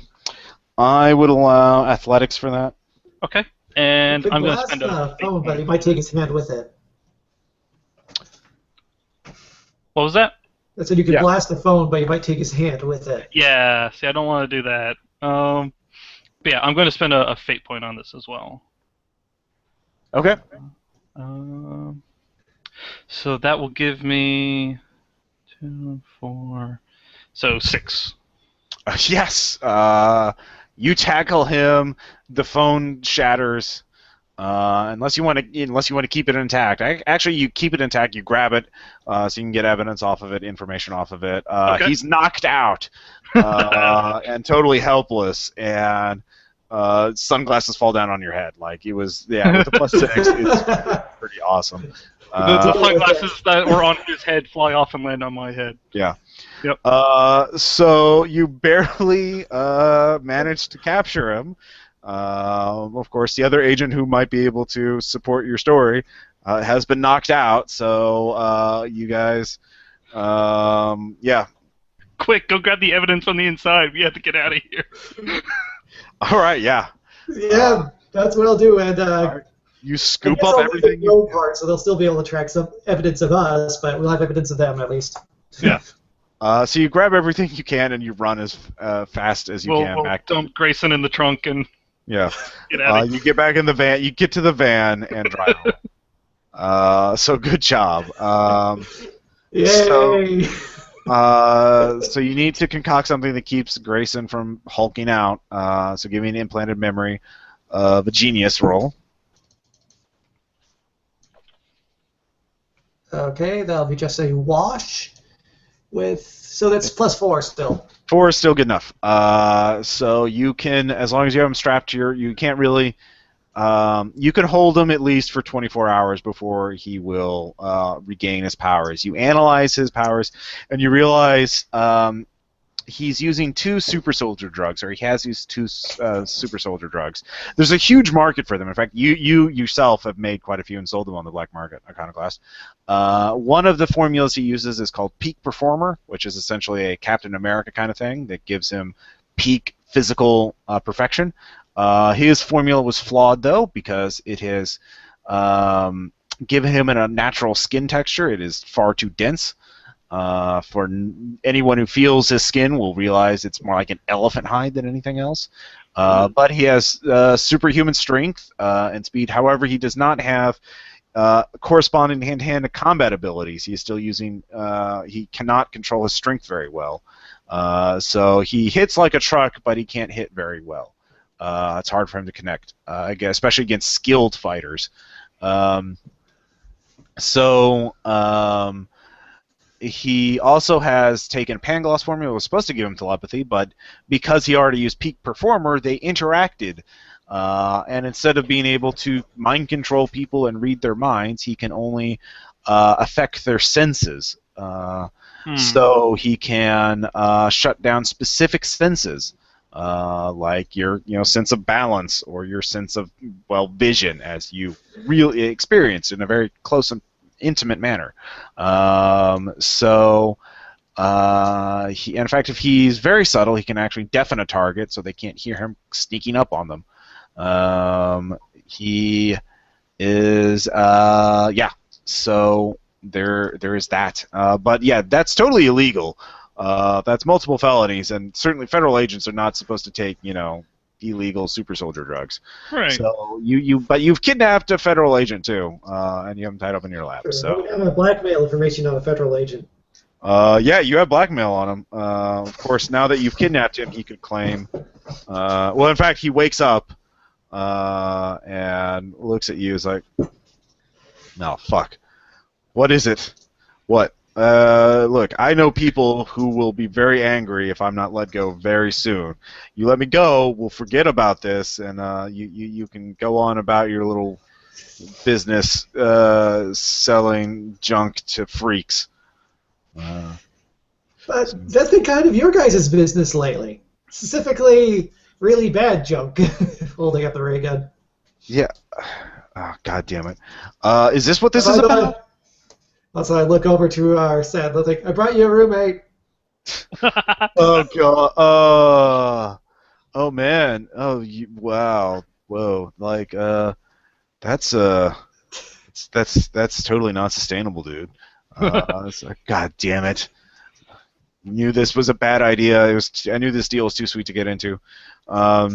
Look, you want me to help you out? Yeah, no, I can help you out.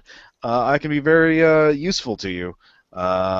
Just let me out, and I'll tell you all about the retro gang. You want them all? I was going to arrest them anyway, sooner or later. It was a sting operation.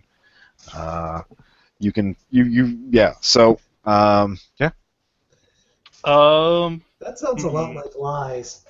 Yeah, I want to use my presence to kind of to scare him. It's like, you will tell us what you know now, knave, or we'll end you. Okay, go ahead and roll presence. Does he have? He does have resolve. That is a 2. Let's see here. He gets a 2 on his resolve check. So, yeah, he is kind of he's got some willpower. So, he is Actually, you can give me a black market dealer check, and you can give Alright. me a vigilante investigator check. Okay. So that's my problem. If you click clear, it Uh, clears the dice numbers where you're about to roll as well. Yeah. Okay, I got 5. No, wait. That's not the same tier. Okay, it's 4 total. Okay. and I got 4 as well. Okay. Let's see here. For the vigilante investigator, you realize he does have a complication. You figure out one of his aspects. Complication major. Internal affairs is on the lookout for dirty cops. So you could sell him out to internal affairs agents who would use him to get their promotions, which is, Okay. So you have some leverage over them. You can use that for compel, or you can use that you can invoke that for free for once, and then again by spending fate points to either get +2 on rolls against him, or to do it for effects. For example, you can invoke it for effect for him just to spill the beans on the retro gang. And for you, you figure out one of his other complications. You realize.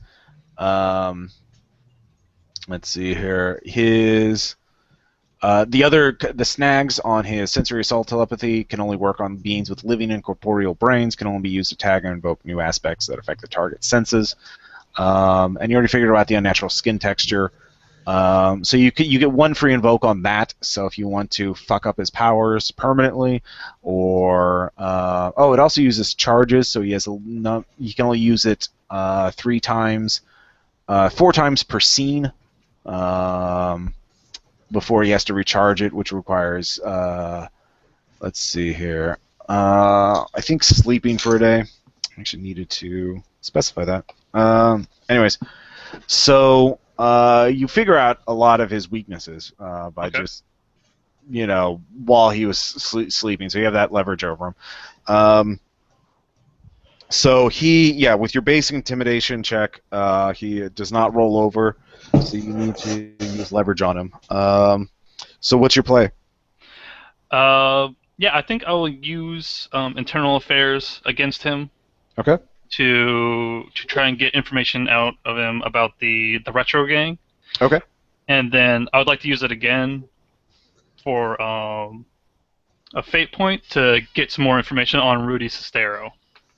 Okay. Yeah, you can use it twice. Yeah. So you realize look, you guys, all right. If he does tell you, if you do anything to me, you'll never, you can't off a federal agent. But look, this is how the game is played, right?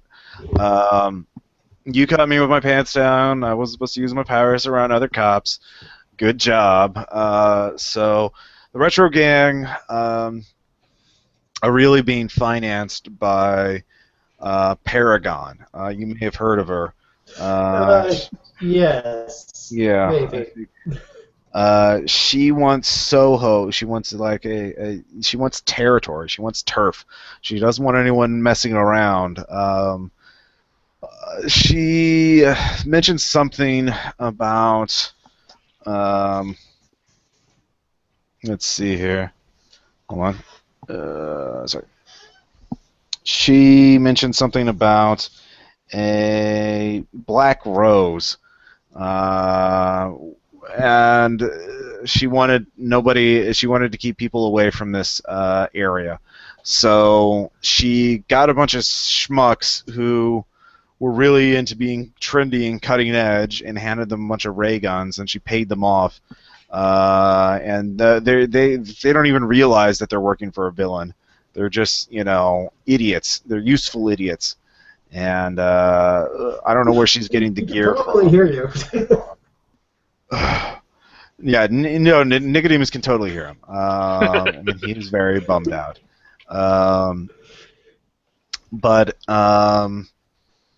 So it's something about Black Rose, which I don't even know what that is.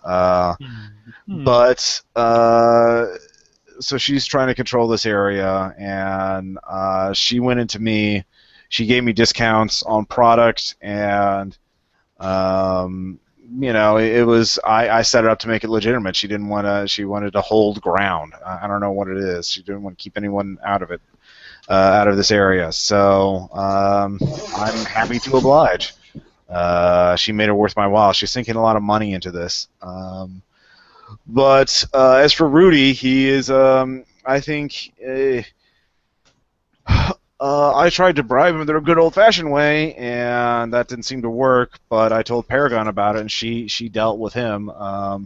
I think she's just mind controlling him, the sap. So he's not going to be too reasonable. If you go after him, you're going to tip her off.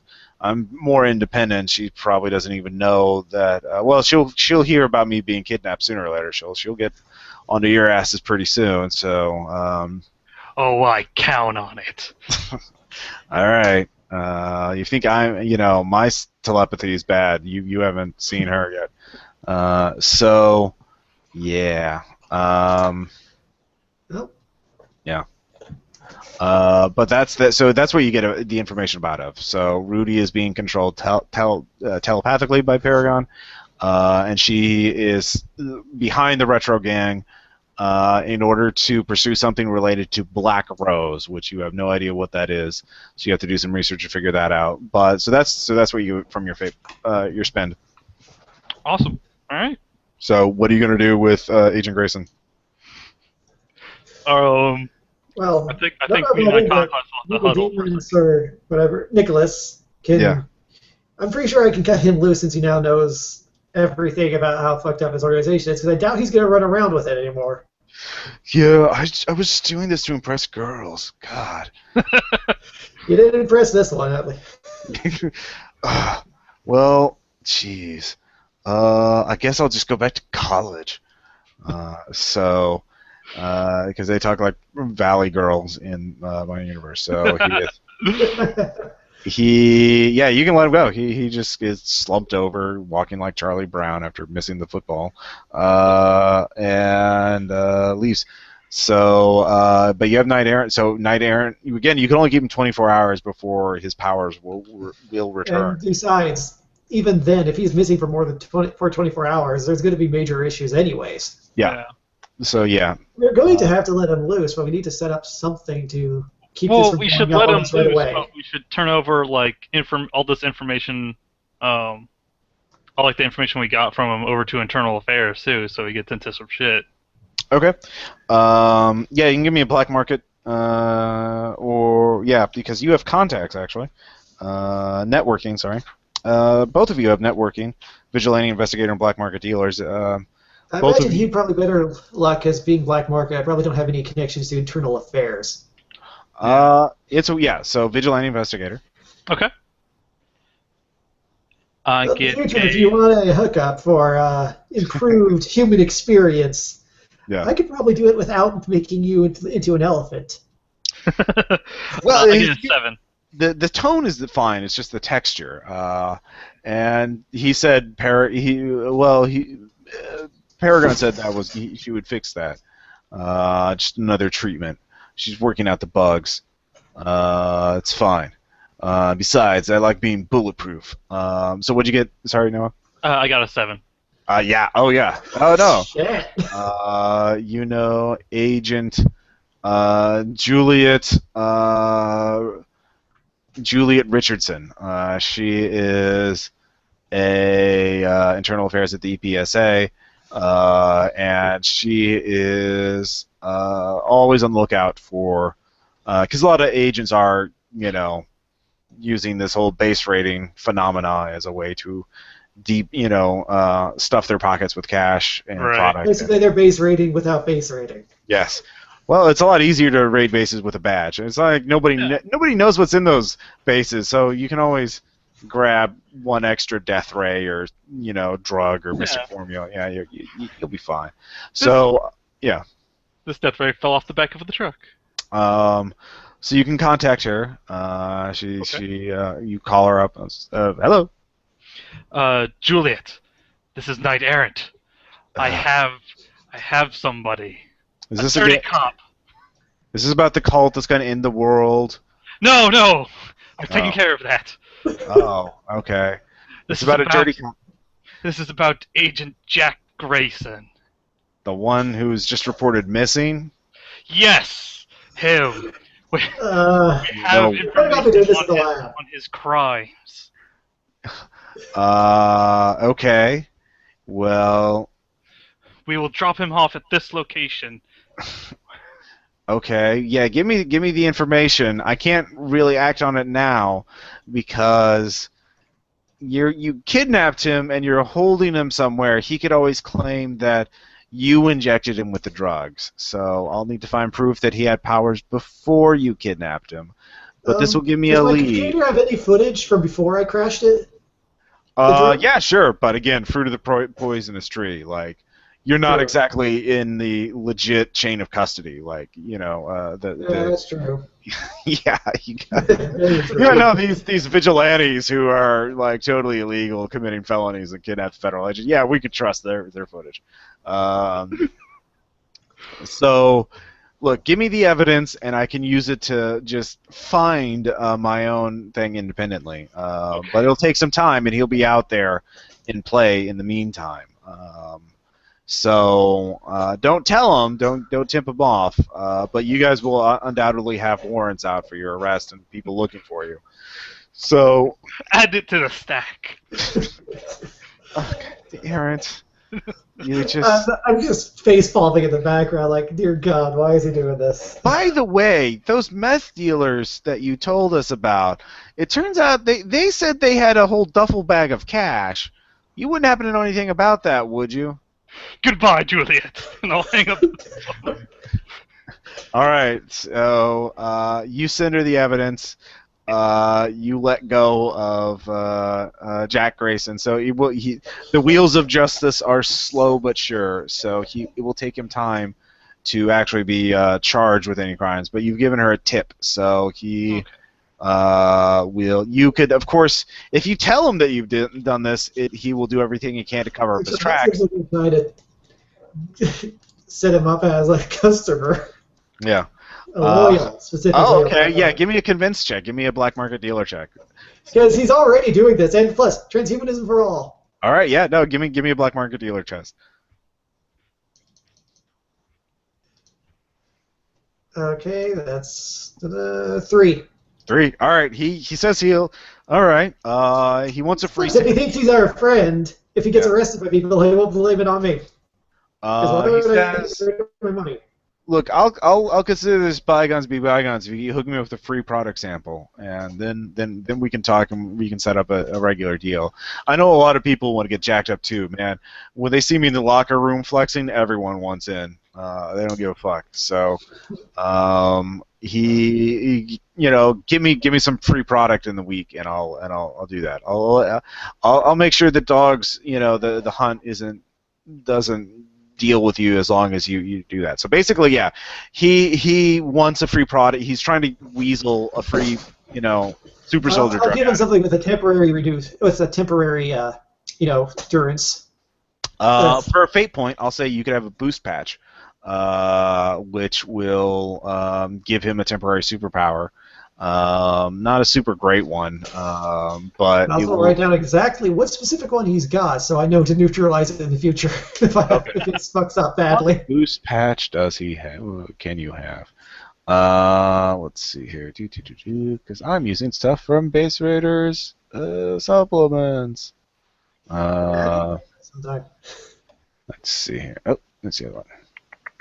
Boost patch. All right. Oh wait, I know there is a computer hacking one. Which you've never used because you can already hack computers, but it's like techno-telepathy, like controlling things. What is it called? Reflexes nullify. Stamina blast, telekinesis, telepathy. Let's see here. Neuromancer. You can psychically interface with computers. So you give him that, and of course, you realize if you give him the Neuromancer one, he might be able to delete a lot of evidence that could incriminate him later on. Do I have any other ones? You do not. You could go out and trade out in the black market really quick, but that will probably put your character in debt and spend your last fate point. Okay, I'm just going to let him have it. Okay. I'll keep I'm turning off my computer first before it gets out of here. Well, yeah, no, he's not going to slap it on right away. He's going to wait till he gets to the office, so he has access to all their computers. So I might have undone that errand's work here, but yeah, you kind of did, but he won't. He will because he a wants. potential, long-term investment. Yeah, exactly. Well, he will since you gave him the free sample, he will not make sure that the hunt for you is not successful. So if you're in jail, you can't deal to him. So he'll look out for you. Which I think is very useful, even if it goes completely against my other friend's convictions. But he does not need to know this. All right, yeah, no, it's fine. In fact, I'll give you a fate point back for doing that because so I'm back to 2 again. yes, transhumanism for all, yeah, and visions of a villain's life. So you're like, yeah, this is the kind of thing Fangos would do. All right, so you've dealt with Agent I said I wouldn't sell to the cops. I said I wanted to make everybody better, and they're technically everybody. Yeah, exactly. Self-lying. All right, so you have more leads now. You have a better sense. You have a new thing, a lead to pursue, Black Rose, which you have no idea what that is. So obviously, Vigilante Investigator would be perfect for that. I would allow implanted memories of a genius too. All right. Okay, that will be 3. Okay. 3 as well. All right, between the two of you, it spends a few hours. There are multiple references to it. There's but you track it down and you realize it used to be a member of the Ideal. Black Rose was a superhero back in the day, and she had, unsurprisingly, plant powers. But she was quite powerful. She could, by psychic powers alone, genetically alter plants to grow them in size or change their pheromones and that kind of thing. She was essentially poison ivy, but for good. It was rumored that she had access, that her powers were mystical in nature, but that she had access to some sort of alternate dimension, some sort of like pastoral realm of great magical beasts and plants and that kind of, some sort of dryad realm or fairy realm or something like that. You also find out that one of her friends is still around, Peter Silvertail, a magical rat. Yeah, who turned out to be a lawyer for the Ideal, and he was not powerful enough to be taken during Ragnarok, and so since he's become sort of an information broker and occasional base raider, so he's in the underground nearby. But you have no idea why Paragon would be looking for something about Black Rose in Soho. So that would be obviously just go talk to him. Okay. That works for me. All right. So you go find him. The what? Regaining health since I took some damage. Oh yeah, your stress re-heals. Your stress is fully healed. That's just until the end of the scene. Okay. Consequences last longer. But you don't have to worry about that. You haven't taken any consequences yet, or like the ones that he invoked on you were like just lasted for the scene or until you cleared. Okay. Okay. So yeah, you guys are fine physically. It's just your fate points. So you track down Peter Silvertail. He's having coffee with a ghoul named Grunwald and some very morose-looking undead guy named Phil, who's very despondent. And there's Sparkles is there too. Apparently, a lot of magical creatures hang out together. They're having tea and coffee. Sparkles' teacup is just floating in the air on its own accord. And they say, "Oh, hi guys. Would you like to have tea with us? We usually don't. This is usually for the magical creatures, little quarter, but we'll let you guys in." And Peter's, hello, Aronson, Iconoclast. How are you? Peter, we must speak with you. In more calm terms, we have some questions to ask about an old friend of yours. Oh, business calls. Yes, of course. Let's see here. Niles, come with me. His magical automaton butler follows him. So you go off into Peter Silvertail's office, a small little room that he's converted into sort of an impromptu law office, or it's just Peter Silvertail, magical rabbit, and lawyer. Of course, he's not a legit lawyer because he's not a human, and only humans are allowed to be lawyers. Weird. But what can I help you with? It seems my sister of sorts, Paragon's, trying to find something relating to Black Rose over in Soho. Oh my. Well, that is unfortunate. I know what I don't know how, but I can tell you why. Um, Black Rose was a great hero, and she saved many lives, and she was very powerful mystically. She was only second to Cerulean, I believe. I'm not a sorcerer, so I couldn't tell for sure, but her powers came through a connection through the realms of Arcadia. Well, that was one of its names. It was sort of a higher dimension than ours, where many mystical floral creature or beings came from, treants and dryads and that sort of thing. And I believe it was hard for her to travel to her own native dimension and back, but she had a human persona because she had to live here almost the entire time, and she had a flower shop. Was it the I think it was just simply like the White Rose, something like that. It was a very, very obvious thing. And I've been to her realm once because as a magical being I was allowed. Humans aren't allowed, of course. It would be quite upsetting the balance. Fascist. Yeah. Not very Yes. serious, of course. Yes. But I believe that there was a ritual that Black Rose would have to do in order to open the portal from her flower shop, and I believe because she often spoke about she liked human culture, and she liked especially. Have you heard of the language of flowers? Loosely, actually. I only remember a couple of them. Yes, but there's a whole, especially in Victorian times, there's a whole language of sending certain flowers and certain arrangements meant certain things, and it wasn't all mushy. It was like, I declare war with these flowers, or I do this with that, or I'm sorry for spilling tea on you at this meeting. It was very, very particular. And I believe she developed a ritual that was arranging the flowers in a certain way would open the portal to her home realm. Now, what Paragon was is a scientific sort of sword. I'm not sure why she wants access to a dimension of magic. She wouldn't have much expertise with that. But yes, that is quite bad to hear. And her flower shop was located in Soho. She's probably trying to open a realm, the portal. But why? I don't understand. But that is quite vexing. That is quite alarming. I would be eager to help you.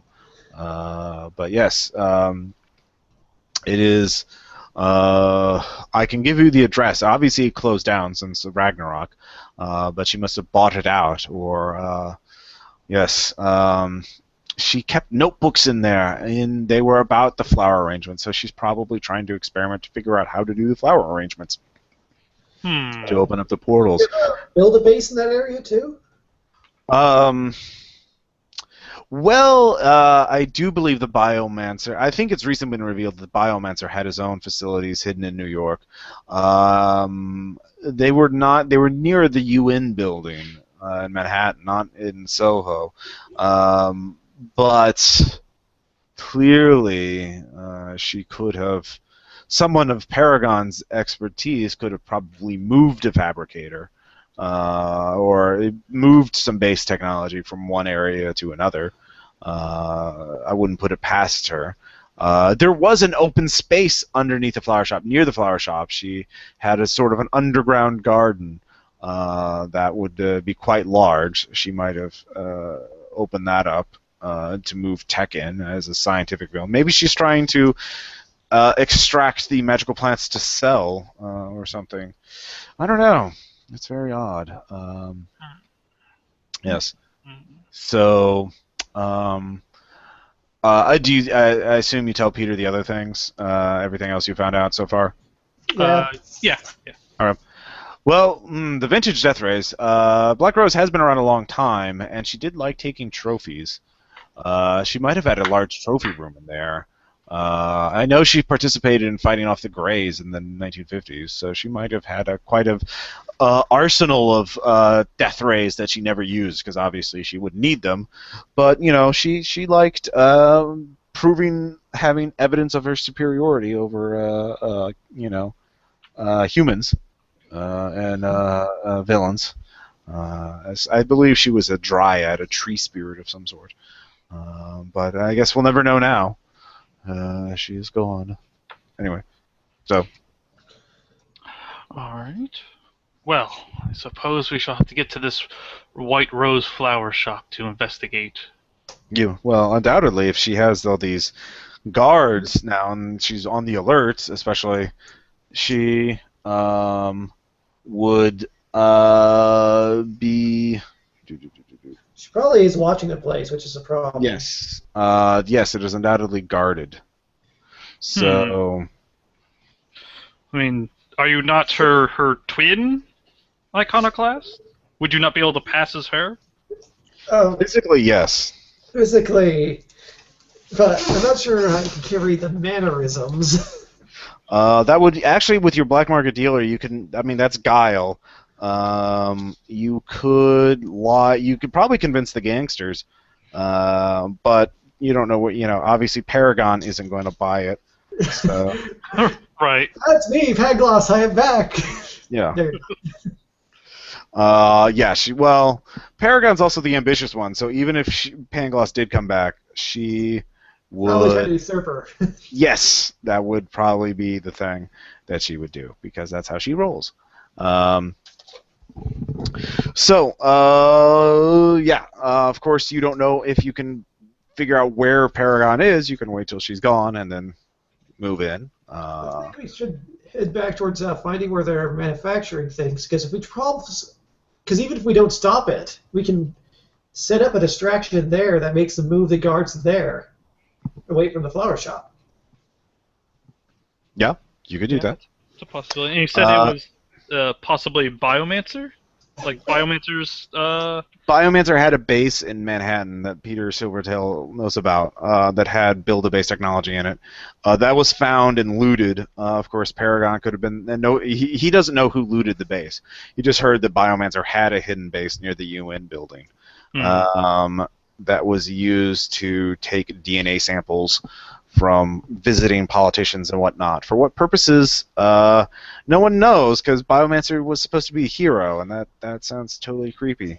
But nobody knows the details of it. You can make a black market dealer vigilante investigator check to figure out more about that. Lead if you want to. All right, yeah, I'll go ahead and do that. All right. Both of you can work together.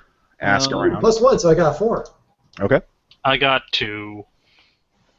Well, again, between the two of you, you're able to find out more about the base. There's actually another base raiding crew that found it first. Actually, it was an odd story. Some feds found it first, but then some base raiders jumped the feds and got in it and managed to get information out of it, but they didn't take everything because the feds were already there. And so the feds controlled it, but Agent Grayson was in charge of taking everything out of that base, and given his ties to Paragon, it could have wound up in Paragon's hands. I'm trying to figure out where it is currently. It is supposed to be in federal custody in a federal warehouse in New Jersey that you could look to see if the fabricator's there or not. But you could talk to the base raiders there. It was actually 2 of them are nearby. Emily, who is a teenage psychic, and Fetch, who was actually found in the base, some sort of lab-created reptilian humanoid. They're working as a team now. Okay. So what do you want to do? Yeah, I say we go talk to Fetch and Emily first All before we do anything else. right. So you find them as they're haggling with some stuff that they found from some other base. Minion costumes, looks like some sort of safe house. They're like, oh, this utility belt, it was worth way more than that, you know. And Emily is kind of sighing, and anyway, she's looks at you. She's kind of gothy, and Fetch is again sort of a scaled reptilian thing, hunched over, sort of crawling the ceiling and walls. Hisses Right. slightly at you. Seems to be very protective of Emily. There's also a younger guy in a army jacket with some sort of a couple of cybernetic implants, calling himself Edge. He looks like a wannabe hacker type, edge cutter. Sorry. So they're like, hey, what's going on? Oh, hey, Iconoclast. Hey, do you want to buy some of this? These minion, look, they great utility belts, huh? I know you deal more in the drugs and the higher end stuff, but I mean, come on, this is quality merchandise. We took it off some guy calling himself the Monarch or something. He had a large crew, a lot of minions. I don't know. I think I have enough pockets in my jacket as is. Oh. Well, I mean, for your shop, I mean, you're a dealer. I mean, you want to buy this stuff, right? Anyways, let's see. shelve that discussion. You actually could. You have resources. You have wealth because of your dealer. So if you make a successful dealer check, you could have enough cash on hand to buy it, and then flip it over later on. True, and it might make them more willing to talk. So Yeah, that's exactly it. let's see. Oh yeah, I have to clear. Oh, I'm doing pretty well there. All right. Yeah. No joke. 6. You actually get in a small bidding war as the merchant they were trying to sell to sees that you're interested. It's like, oh, wait a minute, I do want that stuff. Like, oh, wait a minute. So there's a bit of a bidding war, and Emily gets a good price on it, probably more than it's actually worth. But whatever, you know. She is quite happy to sell it as she sells you 2 cardboard boxes full of bright yellow costumes and utility belts and wrist dart blasters. So you finally I guess, well, how do you broach the subject of Biomancer? I hear you encountered one of Biomancer's old bases. Oh yeah. Oh, you guys are looking for that. I heard that you're looking for Biomancer's bases too. But yeah, no, that was a couple months ago. That's how I found Fetch here, and Fetch says, yes. It was just a small facility. It was like some sort of automated DNA harvesting post. He sent out these stealth drone bots to grab DNA samples from like VIPs or something. But it was self-sufficient. It had its own reactor. It had a teleport pad, a small fabricator, so it could make more drones in case they got damaged. It was very advanced stuff. We were only able to grab some data from it before we had to go because the feds were on it. Agent Grayson and the rest of the EPSA goons showed up.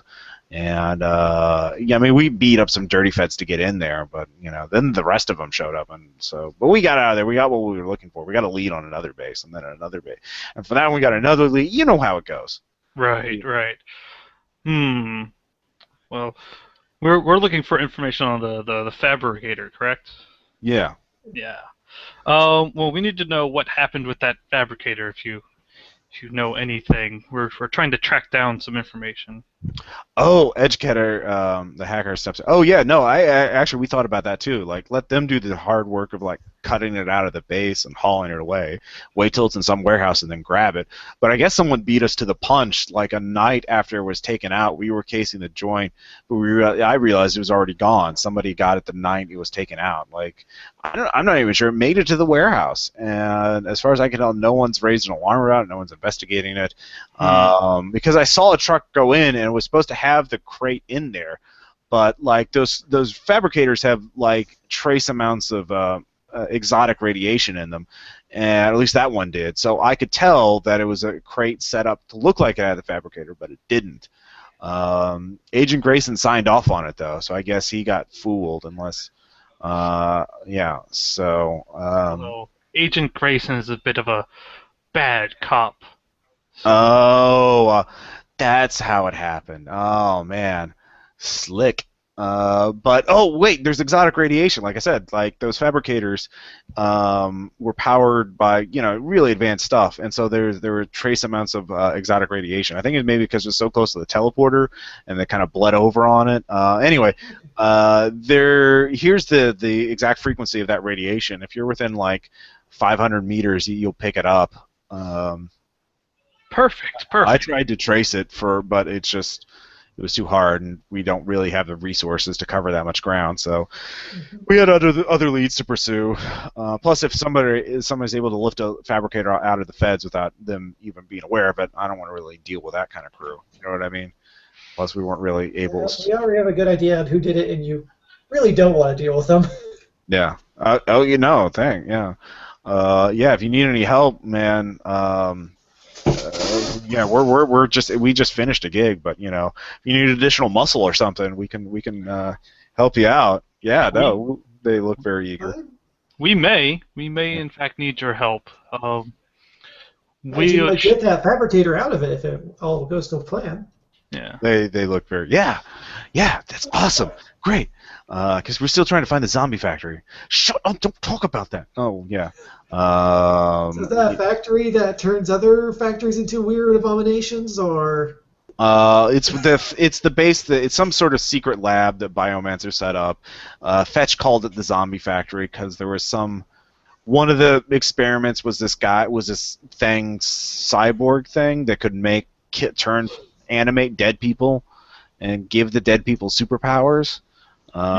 Fetch doesn't remember his time there very well, but so he always called it the Zombie Factory.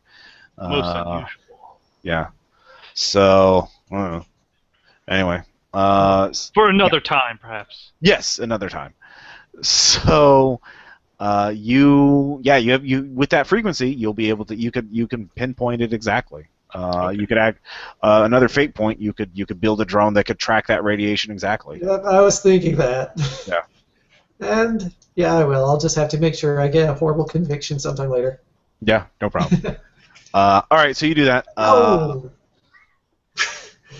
still two, so it Yeah, works. two is enough. It'll take you a couple hours to get that working. Are you doing anything in the meantime, Knight Errant? I actually wanted to talk to Emily and Fetch if they found out anything about the primordial engine in Biomancer's base. We found some data on it. We're kind of looking at it for ourselves. I think it's in the zombie factory. That's why we're trying to find it.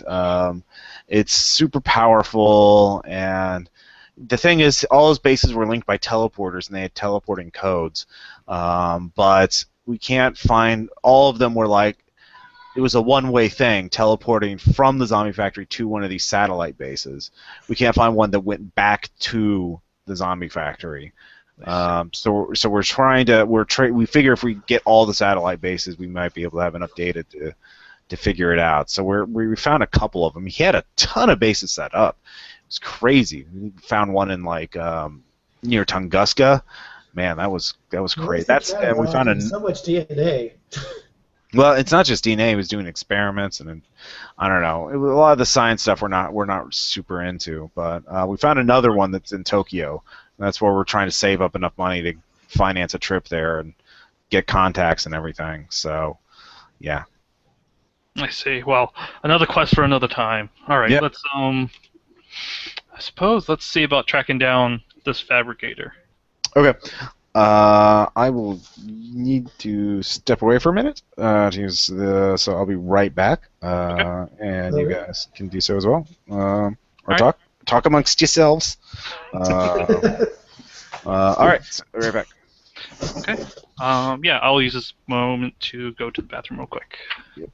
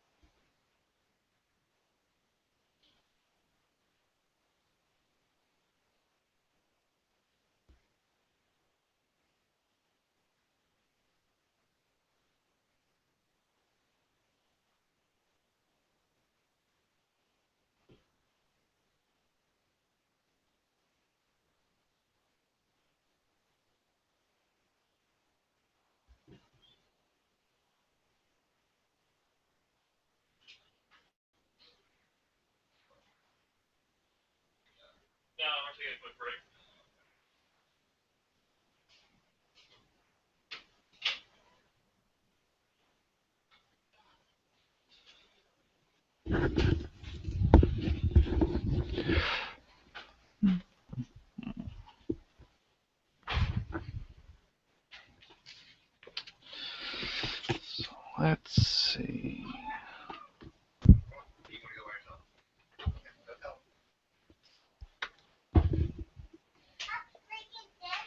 Yeah?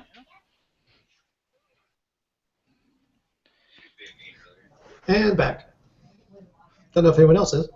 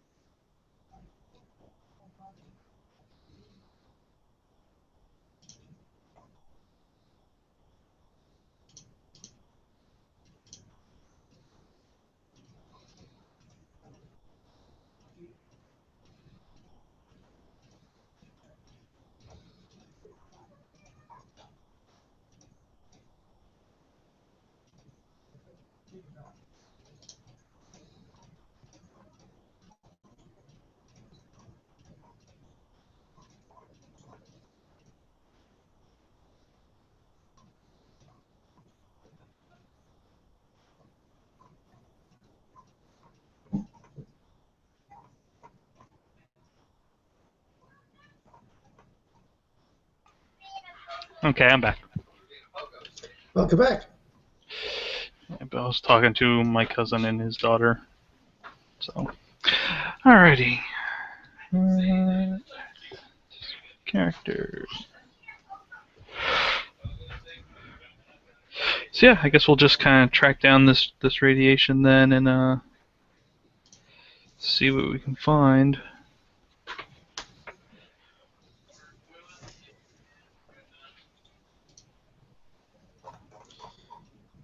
Pretty much. Seems my go-to answer in this is drones. Hey, they work. Yeah. Shame I had to destroy the other one to keep myself alive.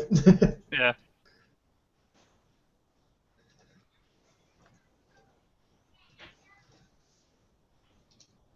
Another thing I was thinking about, but I couldn't suggest it in front of you because that would reveal what I did, was to try to talk up Grayson and ask him if they had that route, delivered somewhere else. Right. But the radiation answer came up, so that worked. Yeah. Also, I forgot to ask about the brain guy. Because they apparently have some sort of brain guy? I don't know. Yeah, well, that's just the way the hipster called it. They have some sort of super genius, or they have a guy with exposed brain, which is equally likely. Could be the lobe. Hello, sorry, I'm back. Hey. Welcome back. Yeah, I had to make a quick call. Anyways, let's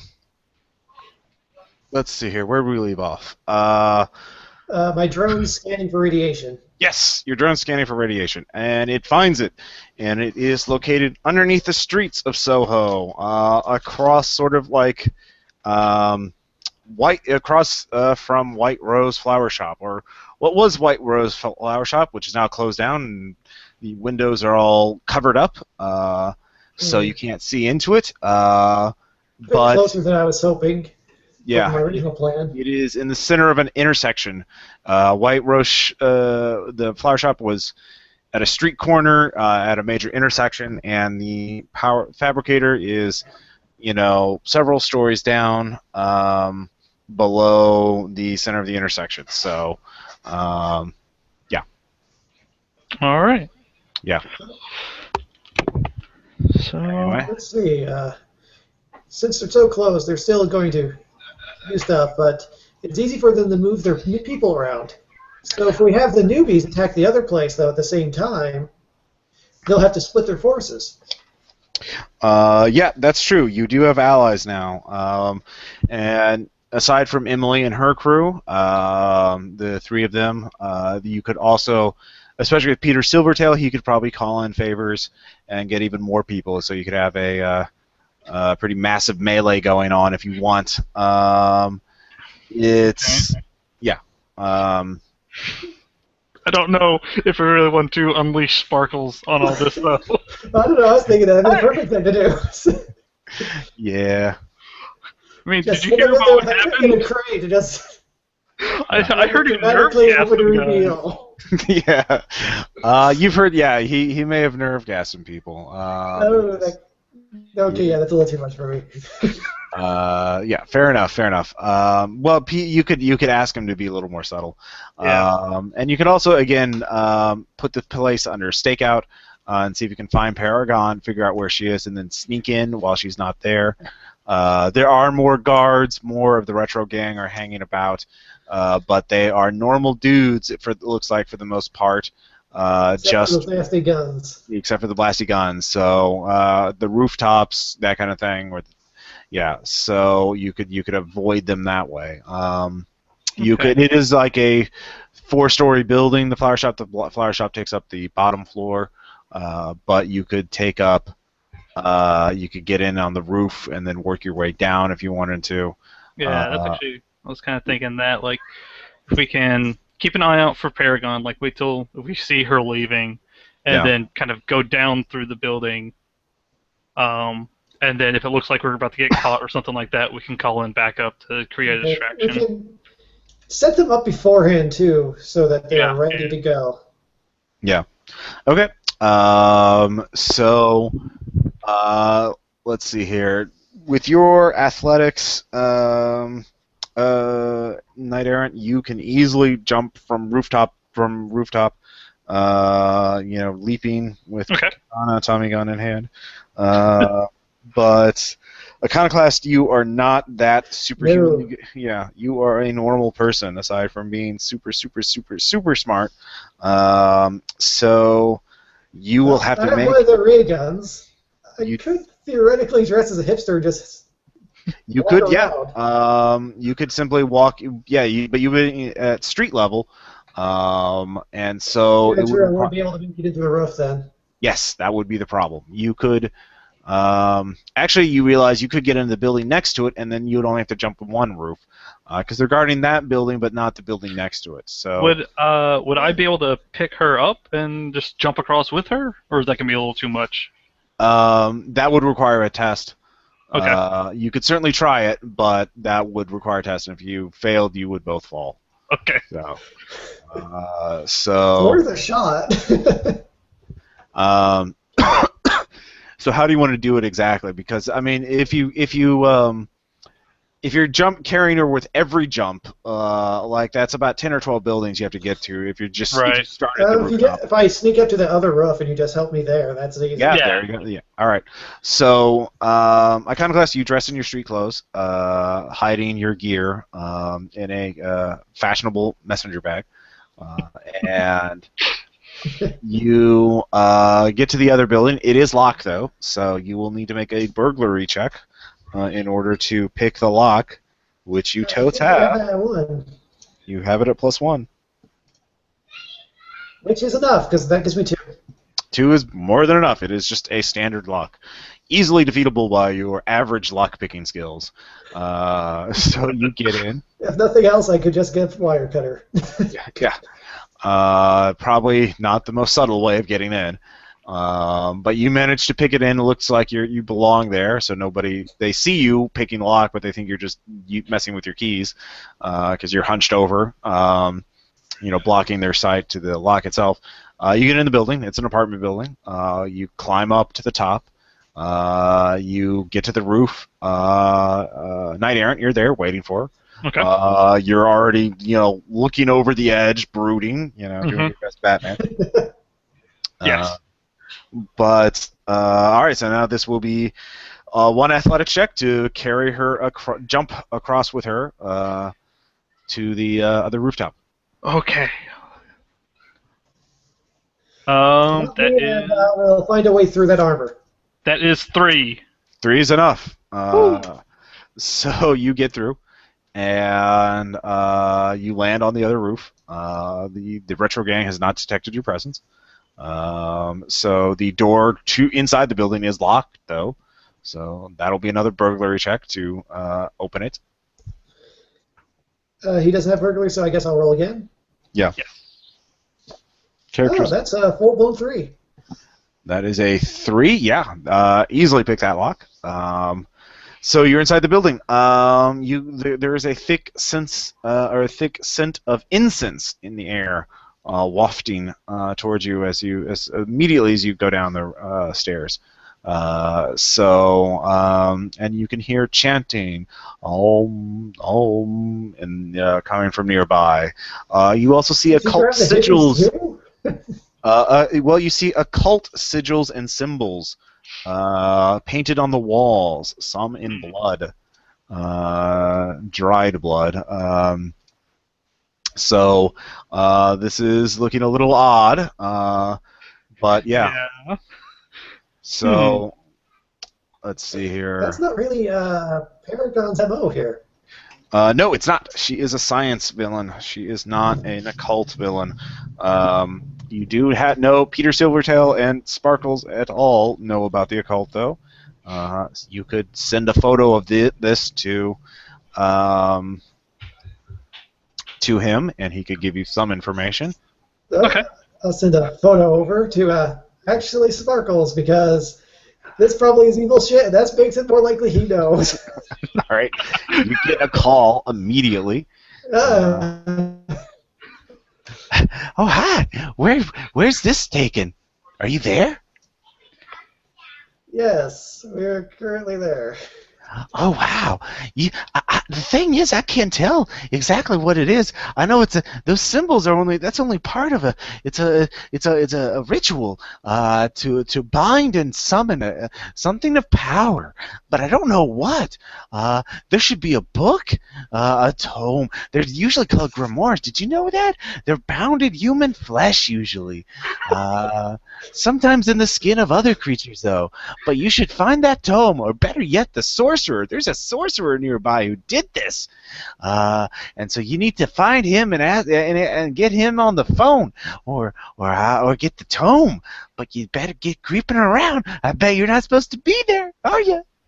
That's why I have the phone's volume turned down. Yeah. Can we if he were to hear their chanting, would that be able to give him a little bit more information? You put it up. He says he listens to it for a moment. He's like, no, that's just sort of that's not really that's not the ritual itself. That's just sort of a meditative aid. Something he's preparing for a big spell later on. Something big. Yeah. All right. Well, she's got a mind of God, isn't she? Just throw that out there. Okay. So I would like to do a stealth. That's probably a good one. Yeah. To take a peek and see what I can see. Sure. Go ahead. Go with your average stealth. I don't think I even have stealth, do I, myself? Nope, No. You do not. Actually, I will say you can do it as a team. Knight Errant can help you. So it will be just Knight Errant's roll, and both of you can spend fate points if you can activate aspects that make sense. But yeah, go ahead and make that roll. One fate point left currently. You might want to say that. I rolled, and I got 3 minuses. So. All right. We tripped on something. Someone. So you step on a bone. There is a femur. It's not a kind of class you can recognize. That's a pig's femur. It's not a human femur, but it has been cracked open, and the marrow sucked out, and you hear shuffling in the room coming ahead of you, and through the bead curtain, you see an undead hipster. It is. Holy shit! I knew we were going to add more adjectives. So this How long guy, can we find the undead cyborg hipster? yes, he is an undead, and he has occult sigils and things carved on his flesh, but he still has the thick glasses and a beard and a shirt that opens up and reveals a lot of his chest tattoos. And he just looks at you. Look, freaking intruders, God. Isn't this a little mainstream, this type of binding spell? Whatever. Look, I worship an obscure god. You've probably never even heard of him. Well, that's probably because I don't pay attention to worshiping gods. Yeah. Because the slumber beneath the sands is way obscure and so out of the mainstream.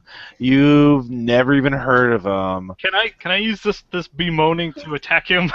You can. Just buying time. you can have initiative over him. Yes. Okay. What is your first action? Since he's undead, so Yes. I'm just gonna try and attack him with my sword. Okay. So that is 5. Okay. I'm sorry. 4. 4. Okay. 4 is good. Let's see here. A mystic ward appears and gets a 4 as well. He has a warding spell on him, which gives him superhuman resist damage. So you can spend a fate point and do damage by bumping that up to a 6. But yeah, he has a +3 on resist damage at superhuman tier, and it is magical. So it'll block all kinds of attacks. So that was your action, Iconoclast. What are you gonna do? I don't believe my darts could get through there very well, could they? Well, again, it's the attack rolls are attack rolls, and your darts are really sharp and shoot really fast. Even without drugs, they're basically like a flechette gun, super high tech shotgun. So you can just roll and hope you do damage. If he rolls poorly, okay. he will. You can also use your implanted memories to figure out aspects of them. Again, aspect maneuvers are very powerful. You that's may true. not be in a cult. It says I roll for the flechette right now, and that Yeah. is a 1. You got a 1 with the flechette gun? Okay. Yeah, total. All right. He gets a 2 because he rolled a -1, but he has +3, so that's a 2. So it absorbs the darts as well, and he's like, lame. Oh my god, you're so try-hard. I will have to make you the sacrifices for the slumber beneath his hands for the ritual. Sacrifices? You're going something old-fashioned? It's vintage. It's authentic. God, you don't understand. Anyways, he'll be rolling. I said I packed up the ray gun. That might be something to use next. All right, so he's going to do an aspect maneuver, binding you. He gets a 2 at the superhuman tier to bind Knight Errant. So this is a mystical ritual, so you can resist with willpower or physical force. I will allow you to attempt to parry it because you have parry plus unusual, and your energy blade can parry energy. So I'm going to try and parry it then. All right. Oh no! Oh, that's a -1. I'm going to wait. How much did you roll? He got a 2 total, and you have to beat his roll. You have to tie or beat his roll in order to avoid. It's basically he's going to put the aspect on you, bound. Basically, mystical bands of energy will wrap around you and physically tie you up. If I use both my last 2 fate points, I can get a 1. I can get 1 more than what he has. Well, you can try to break 3. I have the ultimate backup plan coming, but it's going to be bad for us. I'll just take that failure then. All right, you take it. You are bound up as mystical bands of energy wrap up around you. Yeah, so you can. So that was his action. Iconoclast, what are you gonna do? Well, first I'm just going to do the surge up his aspect thing with my holy shit. Now you get a 4. Yeah, so I got 8 on my implanted memories of a genius to figure out his aspects. Okay. You don't know anything about magic, but you do know about undead physiology. You've studied zombies and vampires and mummies, actually. And you know one thing: his skin is very dry. He is very desiccated. He would be very flammable. Also, his bones are very brittle. So his bones are very breakable. So you figure out 2 of his complications aspects. You can invoke each one once for free, and you get spin. So you can either do something quickly, you can do something with style, or you can whatever you do next will have an additional, basically improved success. So what do you want it to be? What do you want to do? Can I have a convenient light bulb that I can make somehow with my darts short out instead of on fire? You can. Oh wait, there's incense and stuff. There's got to be something burning in There's here. an incense burner right behind him. You can, on your next action, you can shoot him with the incense, and that should spark if you invoke both those aspects, or you invoke the fire aspect. So that'll be based on your roll, but that will it will ignore the resist damage because it will be fire. That is his weakness. So let's see here. Knight Errant, you can try to break 3 of the energy bands. That could either be a resolve check, which will be at a plus, which will be at a high difficulty because it's at superhuman tier and you're not. You could try and cut through it with the blade. But if you roll, you can have success or success with complications. So you can try and cut through the bands and possibly hurt yourself because energy swords are very dangerous. So those are the 2 ways. Or you could use athletics to try and just force your way through, Hulk out basically. Okay, I think I'm going to try athletics then. All right, roll athletics. I get 3. That is not quite good enough. Okay. You weaken the band. You needed a 4 because your athletics is at extraordinary, but the bands are at superhuman, so it was 1 tier higher. Okay. Yeah. Well, I'll use one of my fate points to give myself. All right. You barely managed to get out. He is quite all right. So it's his action. He sighs. He says, "Just let it happen, jeez." And so he's going to double down and make super strong bands to wrap around you. So he will. He gets a 3. He gets a 5 because he will spend a fate point that you will get, Noah. But this will be 5 at superhuman tier. So you can try to parry it. Okay. I will attempt a parry. No. All right. That's a wash. So. All right, so you're caught up again, and these are much stronger than the last ones. So you get a fate point though. So keep that in mind. So he sighs. He doesn't clearly see Iconoclast as the threat. So Iconoclast, it's your action. You can, if you do a trick shot, you can hit the incense burn in such a way that the sparks will land on him and catch him on fire. All right, I'll attempt that. 3 + 2, 5. 5 is more than enough. Why did all my rolls wait till now? Yeah.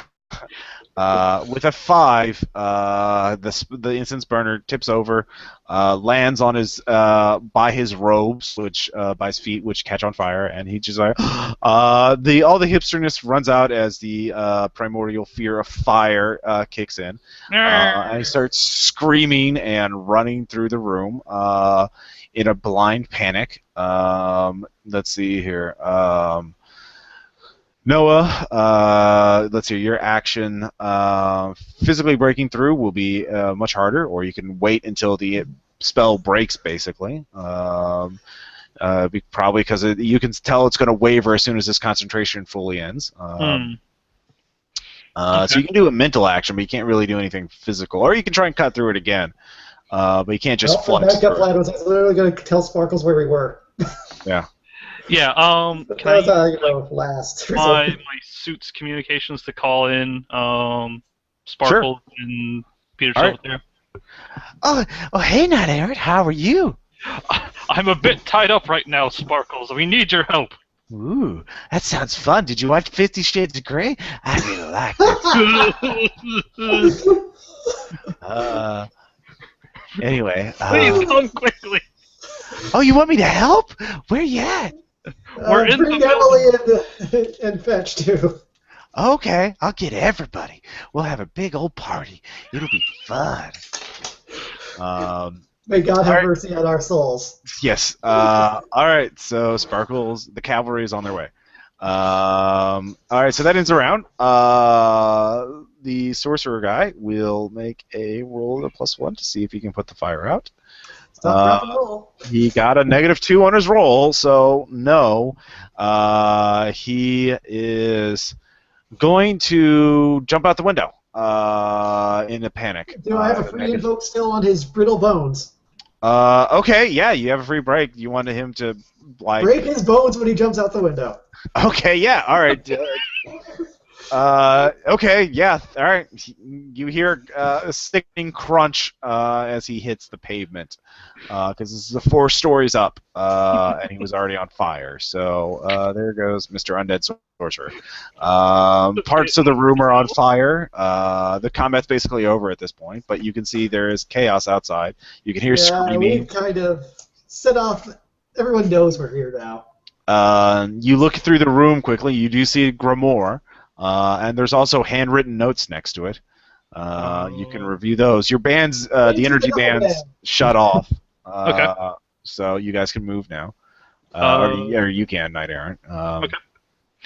Yeah, I guess do you have like a bag or something there? I have the duffel bag of all my gear already, so. Yeah, I take grab the Grimoire and stuff and toss it in there. All right, so you can go down to the flower shop. Or you can, you can try to, you can escape. I mean, you're on the 4th floor. What do you want to do? I'd like to try and go further down. All right. Try and see what's others will be here soon enough to make things more lively. Okay. So you head down. There is a hipster with an energy rifle rushing up. He sees Iconoclast. He's like, "Boss, what's going on? Why aren't you in your armor? And why do you have that dark..." Unfortunately, some complications with the armor earlier. It started to short out and was causing some issues with that. Oh, okay. Give me a black market dealer check to lie. Tempted to invoke my clone thing there, but no, I might need that point. No, that's. I mean, you can make the check normally without having to invoke. You can invoke it to get a +2 to your roll.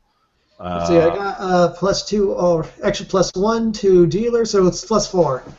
+4 is more than enough. He says, "Okay,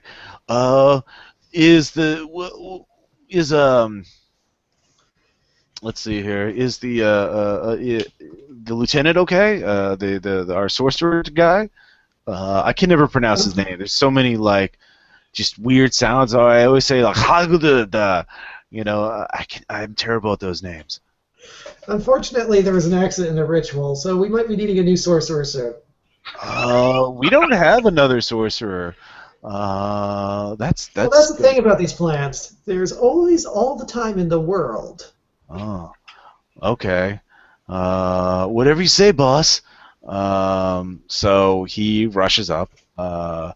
You can begin to hear. So you rush down to the. By the way, you might want to take a fire extinguisher up there. Okay. Yeah, safety first. So you get down to the flower shop. You can see that it is a flower shop. It hasn't been used in a while, but there are some different pots and things arranged. There's many different flower arrangements set, and there is some script in. There's some handwritten notes that look very aged, and they're written in a strange language you don't recognize. Attempt to decipher rapidly with implanted memories? Yes, you can. And you start reading them, and you read the other notes. So go ahead and give me a roll. Okay, so 6. Okay. With a 6, and you Also, conference calling Peter Silvertail to get some reference on the occult stuff. And you begin to see the outlines of the plan. And Paragon was getting a little ambitious.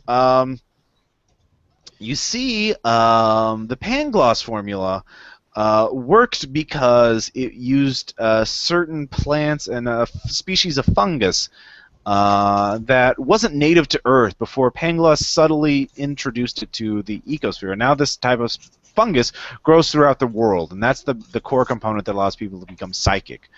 And no one's been able to exterminate it. Now, the thing is, it's a very virulent sort of species of fungus. Now, Paragon is wanting to use the Fey realm to boost this fungus or spread it to a species of plant or to every species of plant, so that every plant in the world will produce the unique pheromones and chemicals that will allow humans to become psychic. That's more my shtick. Yes, it is. The thing is, she's not doing this because she wants everybody to have cool psychic powers. She is wanting to make them she's also using in this occult sorcerer who is also going to summon the Slumberer Beneath the Sands, a Lovecraftian horror beyond time and space, and was going and broadcast powerful psychic emanations of fear and submission. And her plan was to essentially make everybody into a psychic receiver that would then receive the psychic dreams of the Slumberer Beneath the Sand, so that everyone would be nice and brainwashed, so she could take over the world in one fell swoop. But she was summoning two powerfully cosmic beings in the same place at the same time, the Slumberer Beneath the Sands and the assorted, and opening a portal to the fairy realm. So that was going to be really bad for everything in the area. So you have no idea. Peter Silvertail says, like, it's incredibly reckless, could totally backfire, and could cause just untold devastation. Could mean the end of the world. Probably why she's not at Ground Zero. Probably not. Yeah, but the thing is, now that the cult sorcerer is dead, you don't know if that's if the Slumber Beneath the Sand is going to wake up, or not. But you do as you can. You're at the first floor, and then a body is thrown through the window. It's one of the hipsters, who is in some sort of archaic power armor, like something Iron Man made in a cave. With a box of scraps? With a box of scraps. And you hear giggling from outside. You look outside, it's turned into World War crazy, as there's Emily, who is manifesting a powerful entity known as the Dark Pariah. The Fetch is grabbing hipsters and clawing them to shreds. And then there's Sparkles, who is just impaling people. But there's also then I should have toned down the response. Well, the thing is, then he gets blasted by a truck-mounted death ray. It is basically a technical, but there's a vehicle-mounted death ray, a giant-sized death ray. You actually recognize that. That's something that the Ideal mounted on spaceships back in the '60s to fight. Holy shit! What's its power? Well, it has plutonium batteries hooked up on the bed of the truck, so that's highly radioactive. Yeah, it's a total free-for-all. Sadly, to go into base raider mindset, that's a lot. Yeah, and this is just a small fraction of the fight. You can tell this is going on. Everyone's getting in on the action. And the sky is turning purple and green. Something's happening. Something big is happening.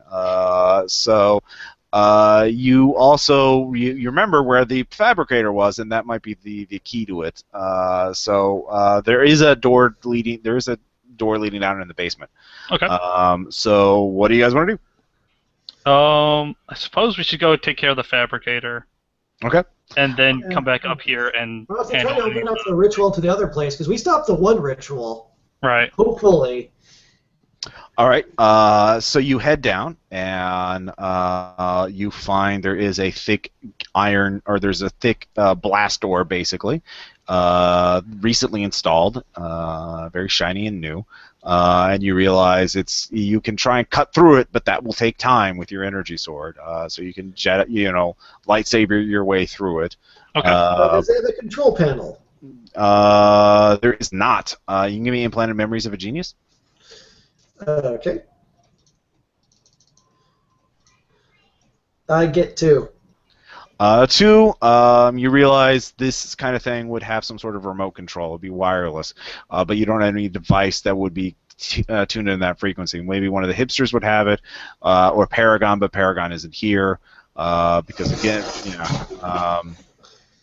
she probably left a while ago. So you can cut through it. You succeed, but it takes more time. You can hear the ground is beginning to shake a little bit. Okay. So you cut through the door, you kick it down, Right. and you can see yourself in a nightmarish greenhouse. At the center of it, there is a fabricator, and then there is a bunch of fat-grown flesh, apparently, that has been intertwined with greenhouse plants. They've set up a greenhouse, and the fabricator has been re-engineered to make organic as well as inorganic things. Okay. So it's Can I a roll very to figure out the purpose of this?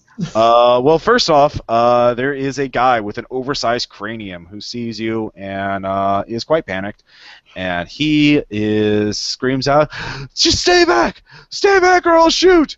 If you listen outside, everyone's already shooting. I will Actually, use. it's kind of quiet in here. It's heavily, basically, now he can begin to hear it through the door, but you realize he probably didn't hear it. It's heavily shielded. So, anyway. Can I use presence and the focus on my sword? Those who know of the blade tremble at it to intimidate him down. Yes, you can. Give me a roll. All right. And using the focus is a fate point, correct? Yes. Okay. Using it for an advantage, yes. All right. So that's 3 plus the focus. Okay. 5. 5. It's very good. He stops. He cowers a little bit. Look, man. What you want here? Don't worry. Everything's going to be fine. In just about 10 minutes, it'll all get resolved, right? Yeah. Look. I know this looks bad. What with the nightmare flesh things, but it's not that bad. We already dealt with the hipster sorcerer. Oh, did you capture him?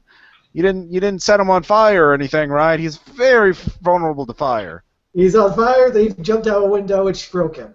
Oh, boy. Well, he was a... I didn't tell him to jump out the window.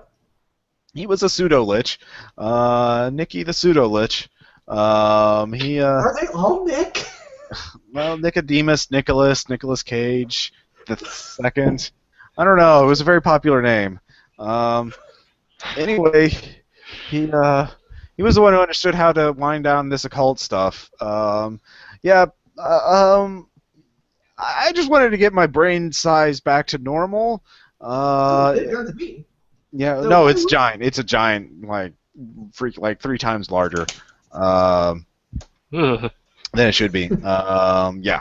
You also see a workshop in the distance. You realize this is the brain guy who was fixing their stuff. He goes on to explain. Look, Paragon said we open up the portal. Then I'll be healed. The magic of the Fey realm will heal me and make me normal again. It'll cure all the toxins in my body. Let me explain my sibling. Yeah. Lies. She lies a lot. Oh, man. He's going to make everybody into a giant psychic katana, then Debbie Lich was going to use a elder god to, well, do what elder gods do. Oh, that sounds bad. Well, I guess I could move the flowers around so that they won't open up the portal to the fairy realm, but then I don't know how to shut down the slumberer. That was the pseudo liches thing. I don't know that Hmm. part. Could Silvertail advise us on that part? Who? Silvertail? You call him up.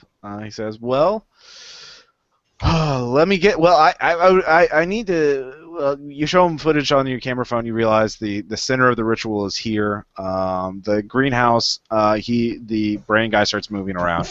Um, and Silvertail looks at him. Well, it's hard to this stuff is really delicate. It's like diffusing nuclear bombs or something like that. One little mistake and you're bad results. The best thing we could do, the safest thing, would be to channel all that energy somewhere else.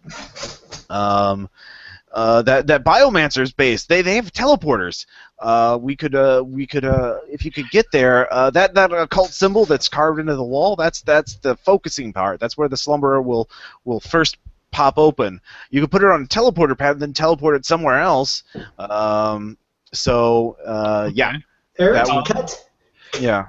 We'll All right. get Emily and Fetch, if they can head to the Biomancer base, we can have them set that up. Well, you just need to get it there. So this will Okay. be turned into. This is a matter of time because it's starting to warm up.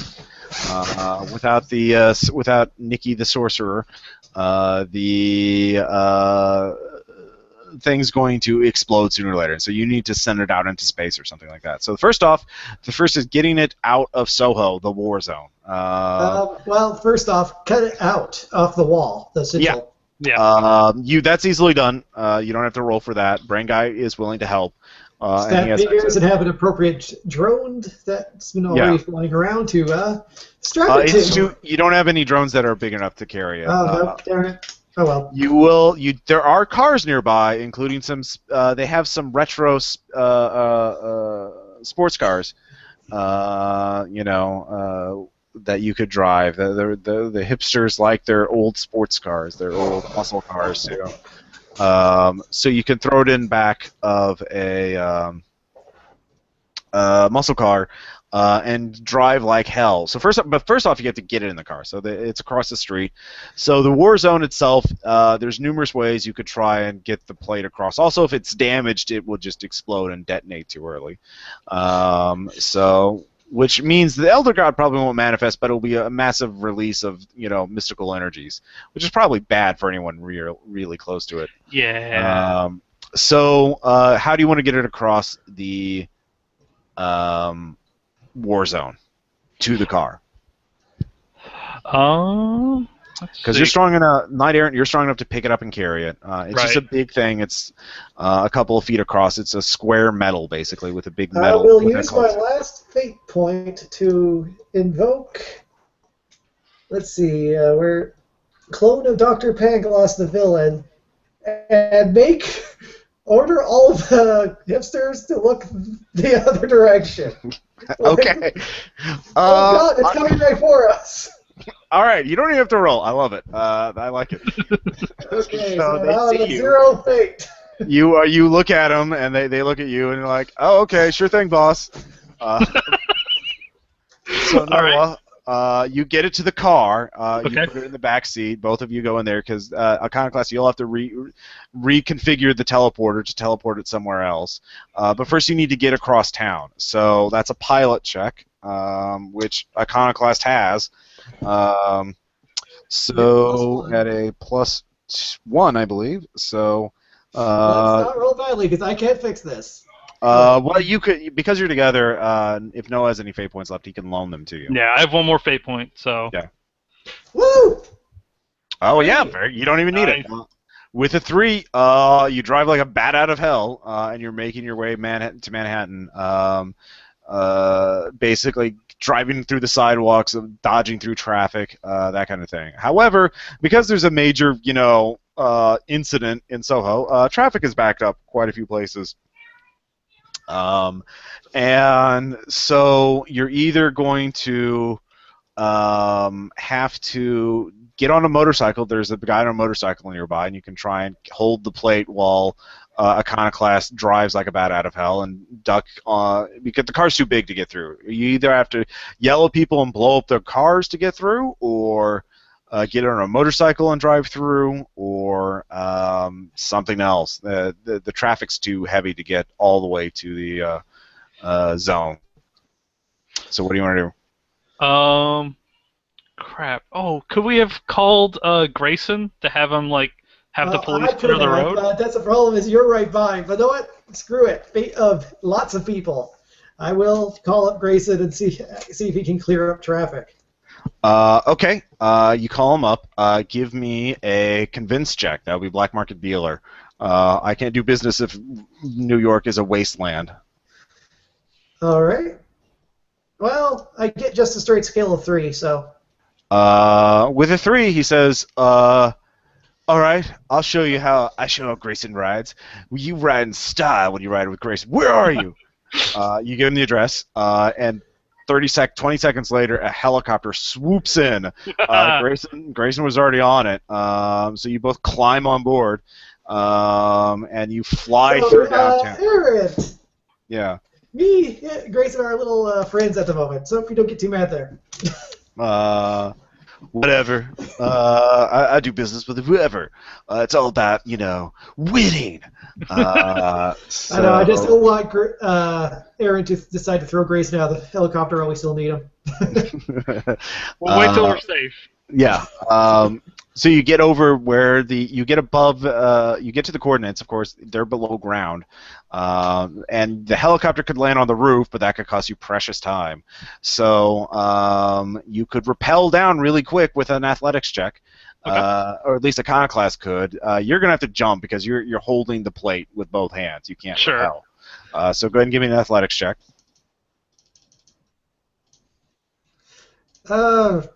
Well, that's still a success, technically. 1. 1 is enough. You rappel down. Ah! Basically, Grayson hooked you in and pushed you out. You land roughly on your feet, on your butt. What about you, Noah? I got 2. A 2? Yep. 2's enough. You land. You do that cool thing where the ground crackle. Yeah. Crumbles underneath you, and there's a little crater. You look at the plate though. The cult sigil is glowing bright red and purple, and you hear whispers in your mind, begging you to just leave it out in the open, pointed at the innocent. Let the age of ruin come. You're not making a good sale pitch. Yeah. So give me a resolve check, Noah. Okay. I get 2. All right, and let's see what he rolls. He gets 3 plus. You got a 2? Yes. All right. You God. take 3 composure damage. You can take a consequence as you are traumatized. Okay. Actually, no, it's 4. You will have to take a consequence. Yes. Otherwise, you will be knocked out as you. I'm going to have difficulties dragging the plate around. Yeah. So the plate is driving you mad as you're carrying it. Okay. So what kind of consequence would you be taking? A mild or a moderate? I suppose I will take a moderate. Okay, Listen, you take a if moderate. any of your ideas sound like something Sparkles would do, don't do it. Yeah. All right, you fight it off. Your consequence is what dreams shall come as you realize you're going to have some bad dreams coming up. The slumberer stirs. So you rush into the building where the base was. You find the entrance. There's police tape everywhere. You cut through it. But you get there, and you place the plate down. So now it's your turn, Iconoclast. Go and give me that implanted memories check.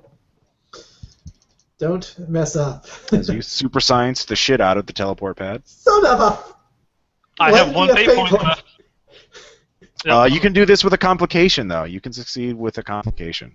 This is still technically 3, but is that enough? Well, I need to take up a complication. Okay, with a 3, where do you want to send the teleport pad? You can send it with a 3. You can send it anywhere on Earth. On Earth? If you spend the fate point, you could send it into space. Well, I don't have a fate point, so I'd have to take a complication to do that. Well, no, Noah can. Did Yeah, I can. oh Oh no? yeah. Did you? Okay, yeah, already spent. Yeah, Yeah. you No, could. no, I have one fate point left. So Yeah, if you you can want, say Okay. Noah can loan it. Okay. Loan me it, and I will send it into space. All right. okay. You send it flying into deep space. It looks very much like the Phantom Zone as the creature manifests, but falls into the void. Surely it will not be on a. It will not be. It will not hit any celestial object in the solar system. It won't land on Mars or something like that for, No. future adventurers to deal with. Nah, not at all. It'll be fine. And thus begins the Doom campaign. Yes, exactly. I mean, no, no, no. What are you talking about? So, That's future heroes' problems to deal with. yeah, exactly. That's the best Space Raiders adventures. Kicking the ball forward. We truly are the libertarian superhero group. Well, you did some good. So you both saved the day. The riot in Soho calms down. Paragon has been thwarted. You, of course, still have warrants out for your arrest, but you don't have to worry about that. Grayson's managing the people going to us. Juliet calls you back saying that all her evidence was deleted. No. But she has hard copies, so she'll keep at it. But it'll take months, if not. He'll have to make another big mistake.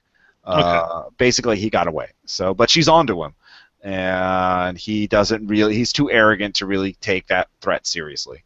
So yeah. All right. Let's see here. What else? You do, of course, Sparkles and the gang, Emily and Fetch, got a bunch of Death Rays and Vintage Blasters from the retro. Yeah, so basically we did this at no profit. Well, no, you did get a profit because they want to sell it to you, and so you can sell it at a markup. And you have a new client, and That's true. but the other thing is, in those notes you had, actually no, you did get loot. That Grimoire from the Undead yes, Scorch. that's right. With that, you realize it was taken from a Mystic Library, and you can track that down. That will be a lead on another base. Because that's been passed around a while. You're not sure if it's Providence, but there's probably a unique base there. So. But you saved the day. I mean, saving the world. That's great. Yeah, I'm for that. You made friends and prevented your clone sister from winning, which is really important. So, You have to keep the one-upmanship. yeah, exactly. So, questions, comments, suggestions. You guys like this as the first? It's really fun. I had a blast. Cool. Yeah, we will. This will get saved, and I will post this on the Patreon group, and it'll be on the YouTube channel. And probably next game will be a more gun bunny type. Will be a gun bunny game of Eclipse Phase set during the fall on Earth. Nice. But yeah, if there's anything else you have questions about. But otherwise, this is really fun. Yeah, ended a little early, but whatever. I mean, it's a one shot. It's kind of hard. This is a outline of an adventure, so I didn't fully anticipate you guys doing certain things. Let's go take down that federal agent. How tough can he be? I was all for doing the finding the base thing earlier. Yeah. Yeah, great. That was actually kind of a really good fight. I really liked how you guys, the fact that there was a smaller group, because you guys have certain strengths, but you also have weaknesses, and Grayson was able to stand up to you guys because you weren't able to just I've got physical stuff, but I don't have mental stuff to defend. Well, we have got everything. We could throw everything at him. Okay, there, I'm back. Yeah. I froze. Oh. Oops. Oh, well. Oh. I'm still here. Yeah, you're still here. Uh-oh. Yeah. So let's see. In terms of Aaron's running Atomic Robo. Tom is about to finish. We started a sequel to Divine Fire that was actually really good, and we're going to finish that Monday. And sorry. Hey, you bet. Can he hear us? I wonder. I have no idea. It is a mystery. Very much so. Yeah. Can you hear us, Andy? Probably not. I think he's having some connection issues. Yeah. Well, yeah. Been doing this for 3 hours, 20 minutes. Yeah. It's about average. Yeah.